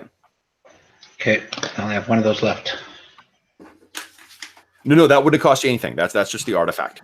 Oh, I still have 2. Yeah, the artifact allows you to tap into your power. Okay. So off to the church. So guys, let's take a look at that actor. I think I've got a bigger screen we can go to here. So let's take a look at this. Look at that thing. Sweet. So, now there is no light in here. In this one, this will give you an idea of just how cavernous this thing is. Innistrad is effectively like every Gothic trope, you know, writ large, and that's exactly what you see here. As you're walking up, you can look, and like there's these high, heavy oak doors that look as if something has smashed them open. And actually, you can see as you're walking up, your soldier. You got a profession skill in soldier, Magdalena, I think. Mm-hmm. Yeah. So as you're walking, you're looking down. So you've been in sieges before, and it looks like the doors. So on the inside of these doors, there is, you know, where you would be able to put a big beam across it. You know, right. Churches in Innistrad, like in our world, are often places of sanctuary, especially against the dark things that lurk in the shadows in Innistrad. Well, this one. There's a big thick beam like that would be used for that, but it is splintered and splayed down the steps leading up into this cathedral, as if the doors themselves were barred and then blasted open. But one strange thing, and everything here seems to be like that, everything seems to be blown out on the sides of the churches where the big stained glass windows were. Those are blown out. The one place where things have come in, because as you step into the church, you can hear it crunching under your feet. You look up and around. The stained glass window at the apex of the arch, that seems to have smashed inward based on the colored glass that is illuminated by the tip of your spear lying around your feet. Odd. So it came in. So it's like something attacked from the outside. Now, as you're looking in here too, you can kind of picture like, you know, that scene in Fellowship where they're walking through the halls and in the Dwarven Kingdom, and Gandalf's like, I think we can risk a little more light. And then you suddenly see more. Yeah. That's what you do, Magdalena, is you sort of, you know, let the spear up a little higher and you lean it forward to illuminate, and you wish you hadn't. Because what you see is that the room is full. The floor of this cathedral are full of charred corpses, things that seem to have been burned to ash so quickly that they couldn't respond to the force of impact. And it seems like this whole room is full of a crowd of people, all on their knees, all seeking abeyance, or obeisance? I can't remember what the word I'm looking for is. All seeking, offering prayer and worship towards a central area. And for a second, you look and you think, no. You step further forward, no. And what becomes illuminated is a twisted and charred skeleton of a slightly oversized human. You can tell from the hips that it would be a woman if it were not for the size of the skeleton, and if not for the pair of skeletal charred wings stretching out from the back. As you carefully make your way into this chapel, looking around, the light illuminating this horror, you can see that almost like a circular form, all of these people praying to what appears to be the skeleton of an angel, burned and charred. Its hand raised up towards looking back, where the hole gaping out to the overcast night sky. Its hand as if trying to guard itself. And then you see, cradled in its one arm, the tiny, charred skeleton of an infant. So I imagine you are all kind of speechless at this point. The only thing you hear is, again, the sound of the oncoming storm. What are you guys doing? I don't think that Rickert is a very religious man, but he'll say a prayer here for these people. Okay. So, okay, awesome. So Magdalena drops to her knees. Tears are flowing down her face, resting the spear up, seemingly the only thing keeping her up. What is Sigmund doing?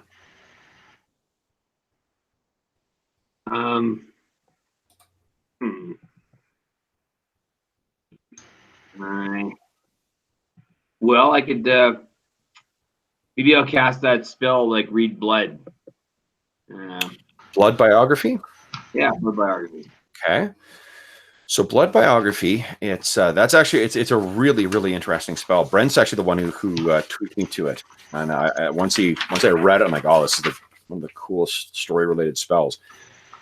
So I think that it will take you a little bit of effort to try and find, because it is actually blood that you need for it. Well, you're mythic, so let's see here. Why don't we do this, Steve?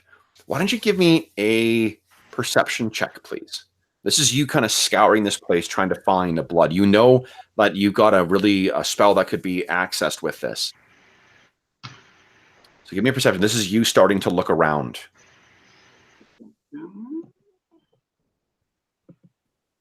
15. Okay. Now, you guys could aid him. I mean, Magdalena seems to be pretty affected by this. Rickard, you see him starting to snoop around. Do you ask him what he's doing? Absolutely. What are you looking for?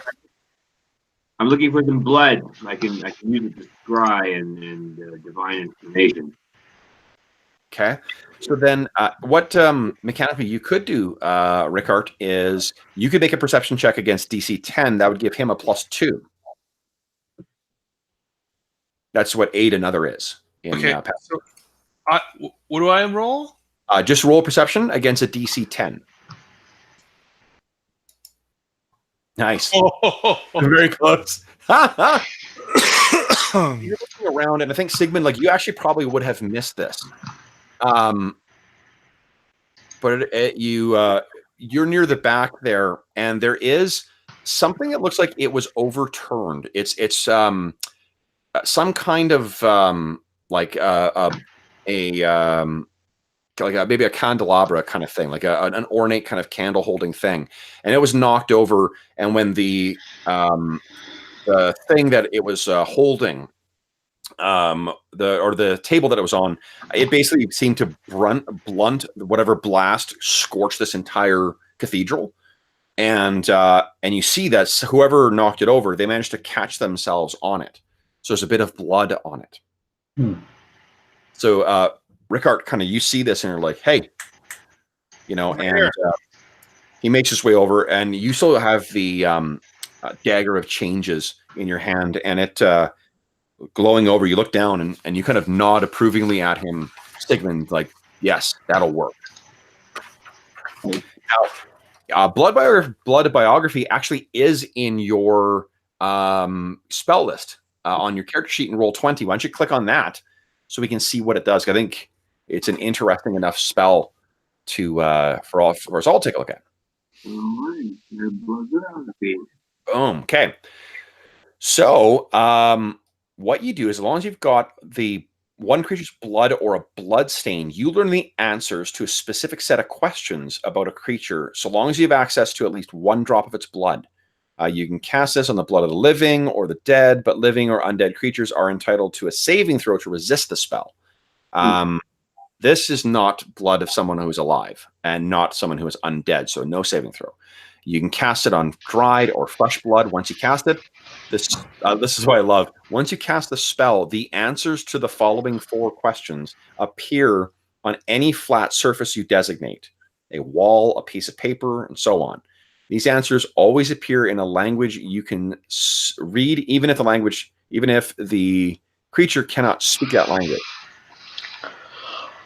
Okay, but it doesn't actually list the spell or the questions in that one. So let's that was kind of silly. So questions, Steve, are: who are you? What are you? How was your blood shed? When was your blood shed? So where would you like these to appear, and what language do you want them to appear in? There's the common tongue of Innistrad that anyone can read, and then there are a number of secret or special languages that you speak as well, including Celestial, the language of angels; Abyssal, the language of demons; Daemonic, the language of Demodans. What do you think? Maybe something everybody can read. And where will it appear on? How about the ground in blood? Sure, you can probably, like, behind this thing, there's probably a little bit of the marble floor that is active. So what does it look like as you cast Blood Biography? I wave my hand around, sort of the dried blood in my hand. I crumble it into my hand, and it turns into dust, and it sort of whirls around, and it sort of spreads out across the floor, and then disappears into the floor. Its writing appears. Okay, so let's go through these questions one at a time. Who are you? And what appears? Brother Hugo. What are you? A male human acolyte of Avacyn. How was your blood shed? And it says an inferno. When was your blood shed? Within the last 12 hours. And there's more. This is something that cannot really be expressed on the paper or on the ground. But there is, you can feel that Brother Hugo does have something more to share with you. And Magdalena, you feel this weird pull, like a stirring in the white mana. You kind of look over in the direction, and you realize now that they've been up to something. What are you doing? She rises up and goes over to them, asks them what's going on. What's...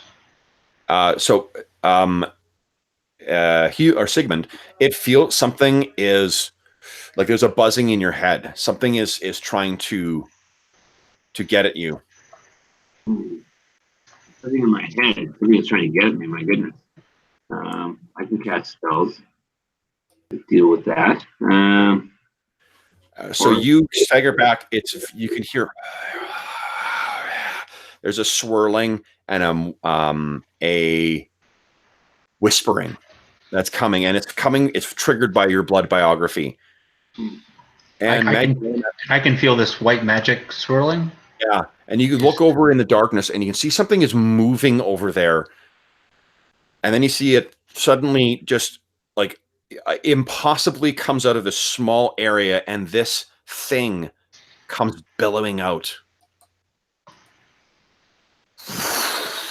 swirling through the air towards Sigmund. It is all chains and flapping fabric. I'll stand between them and try to stop the Geist from. Okay. Let's. I think it's a religion check is what I want you to do. Okay. Yeah, I think either that or I'm not sure, diplomacy maybe. Yeah, go ahead and give me a diplomacy check instead. Let's see if. Okay, cancel that. Let's see here. Are you saying anything? Well, yeah, like kind of hold spirit. We're no foe of you. Because I can feel the white magic, right? I can feel the white mana. So it's. Give me a. I saw you're poking at knowledge planes. Are you actually trained in that? I am. I was actually doing that because I was trying to discern what to do with the tiers. Okay, are you actually? Do you have any ranks in it though, or is it a class ability?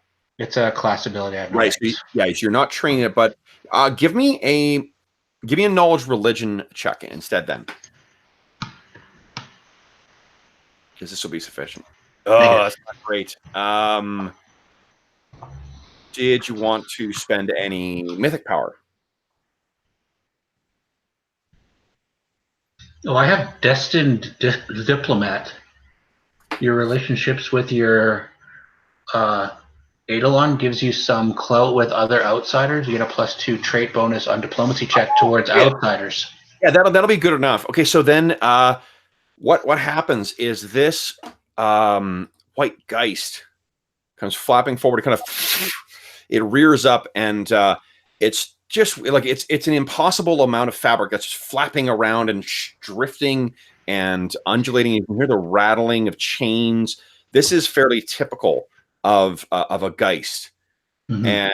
And in particular, because of your experience, that each of the colors of mana seems to spurn a different kind of Geist manifestation. And the white Geists, generally speaking, are benign. If you're a good character. Yeah, like that if this was, well, I mean, even a good person can, unfortunately, sometimes, if they die in a state of anger, that could spawn a red Geist. Okay. If died despondent or mad, even, that could spawn a blue Geist. If they died in a hateful and spiteful manner, a black Geist, perhaps a specter of some kind. A white Geist, some kind of benevolent, divine thing, most often that does have a connection to the white mana. Right. Maybe protecting someone or. Yeah, and this thing's kind of flapping. It seems like it doesn't speak. You know what it says? Is it drifts forward towards you, and you can feel like it's that same buzzing I described to Steve. You feel a kind of buzzing in your mind, and you hear this like echoey voice in your head that sounds as if it's been like whispered in an absolutely silent stone corridor, and it echoes down, right? Steve. See. Oh, see. Witness. Uh-oh. It seems like it's trying to connect to you. Do you want to let it? Of course you do. If it does anything with its gaze, I'll do something back. I'll give it a frightful gaze if I don't like it. Yeah, so I will steel myself holding the tear of my god and let the spirit let it help me see what it wants me to see. For what you guys see who aren't Magdalena, this thing drifts forward and all those fabrics seem to sort of like surround her. And you're sort of, even though it's white, and it smells clean too, like the scent is not dusty and old and stuff like that. It has this welcoming smell of like, warm, fresh linen, as it sort of encompasses you. And then you're sort of in darkness. And then you hear the sound of children crying and nervous whispers. And you are looking out over this very chapel, only it is full of families, of devotees who are all looking terrified and kneeling and praying. And you look over and it's like that disorienting feel of seeing in someone else's perspective, where it turns away and you realize you have no control over what you're seeing. And you see at the center of this, where everyone is praying, you see one of the hosts of Herron. And she is saying, it is fine. My children, it will be fine. Come pray. And while this chapel is warm and welcoming with the candles lit everywhere and the beautiful intact stained glass that Magdalena you remember seeing on your last trip through Herron, Kirk. This is an untouched room, but it's dark outside.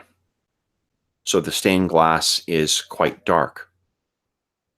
But then there is a glowing source of light, and it gets brighter and brighter until it appears as if the sun itself was trying to force its way through the glass. And there is an explosion of glass as that beautiful work of art is rendered into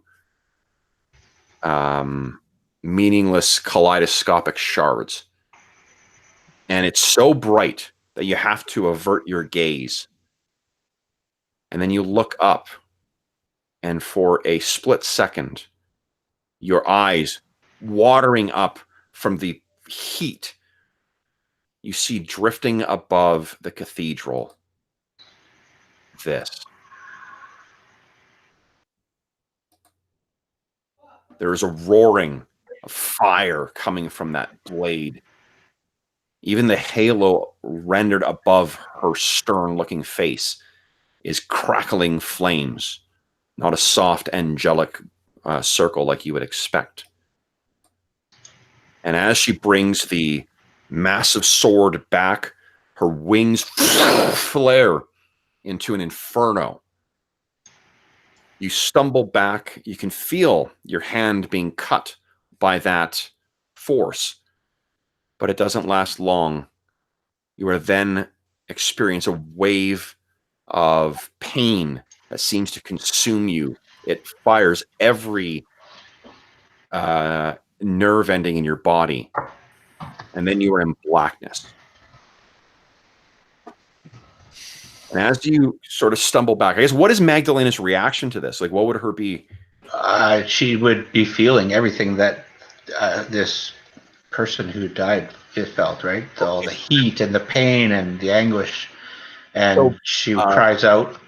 Okay, cool. So then what Sigmund and Ricker, what you hear is Magdalena screams, and it echoes out through this now, empty chamber. And cavern. And you see the Geist drifts back, and now it's just drifting and it's not a hand, but some of the rags seem to form as if there was an invisible hand in it, as if this arm was gesturing towards you, Magdalena, or maybe it's pointing towards all of you. It says in your mind again, Magdalena, witness. And then it sort of collapses. But you don't hear the sound of chains or fabric or anything hit the ground. It drops and then is just gone. What do you do? She takes a moment to she puts her hand up to her companions like I'm okay, but she needs a moment to compose herself. And she looks around trying to remember the images of what it looked like when people were kneeling in prayer, and the Herron was there, and she tries to describe what she saw. She says, I just witnessed what happened to these people. You know, the worst part of it is that one lingering, in addition to the vision, you know the name of every single person who now lies here, a burned and charred wreck. You know the name of their parents. You know them as intimately as what their town chaplain did.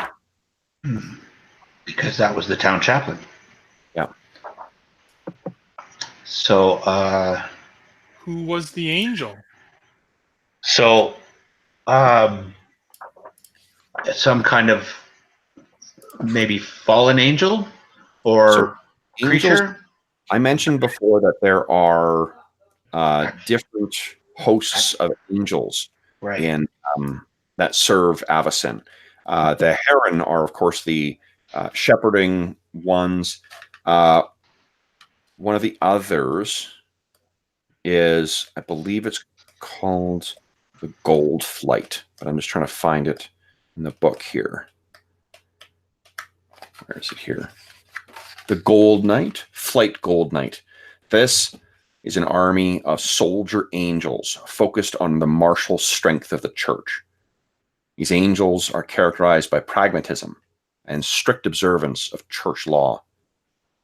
They are strategists in battle and skillful leaders during armed conflict, cultivating a martial mindset that makes them more than willing to take up arms when the need arises. They still are do the bidding of Avacyn. They are still servants of Avacyn. That is correct. Yeah. So but they have their own agenda? I don't know. Why would Avacyn send them to destroy this church? Wow. So you look back at the Herron, the skeleton of the angel. There's a couple things you realize, and this is Sigmund. I think you maybe are as the most pragmatic of these. The bones of angels obviously have significant alchemical value. I'm not sure you want to necessarily bring that up around the more devout followers, but there is definitely some value to be found in that. The other thing that the rest of you that it was Magdalena and Sigmund, you were the ones who rolled well before. Guys, do you remember what's nearby? The monastery? The Herron's Grace Monastery. The most holy place for the Herron's host. So you hear outside the roar of that oncoming storm. It's coming, and it is about to break. And you know when we'll find when it breaks? At part 2! Because it's a two-parter! Oh, yeah. So, for those listening at home, thank you so much for joining for us for part 1 of the 2-part session playing in Innistrad. Now, let me just get out of the get out of roll 20 here, guys, and then let me get out of there. I'll stop sharing. Put the camera back on. Boom, and get down with the outro. So, for those listening at home, thanks so much for joining us for part 1 of the charity session that I am running for Jeff for the his very generous donation to the Heroes Save Villages campaign. If, as always, if you have any comments, questions, or concerns regarding the session, or if I fucked up something in Pathfinder, which I guarantee I did, please don't hesitate to leave a comment in the comment section below, or you can reach me on Twitter at Dungeon Musings, or what is going on with my camera today? My goodness. Hello, camera. Come on. There we go. You can also reach me on email at dungeonmusings@gmail.com. And you can also reach me, or not reach me, but you can enjoy more content of mine on the Dungeon Musings podcast, which you can find on Anchor or Stitcher or any of the podcasts that you, any of the podcast platforms that you prefer. I actually just recorded an episode about 2 days ago that I've finally got time. So the podcasts are rolling again soon. So, or currently. Finally, last but not least, first off, a massive thank you to Jeff for your very generous donation that made these sessions possible. I will say as well, too, the players didn't know it was a 2-parter. But I trust you guys are okay with it being a second part to this. Absolutely. Oh, for sure. Excellent. That's terrific. Okay, so then, of course, guys, Dave, Jeff, Steve, thank you so much for playing tonight, guys. This was a lot of fun. Yeah, and this went a lot smoother. We'll do some debriefing about Pathfinder either after we quit the stream or in the course of the next couple of weeks. But again, thanks so much for diving in and learning your characters and just rolling with this gothic horror. Jeff, I really hope that this was worth the wait for this, and I look forward to continuing this session with you very soon. Sure. So until next time, folks, thank you so much for joining us, and happy gaming.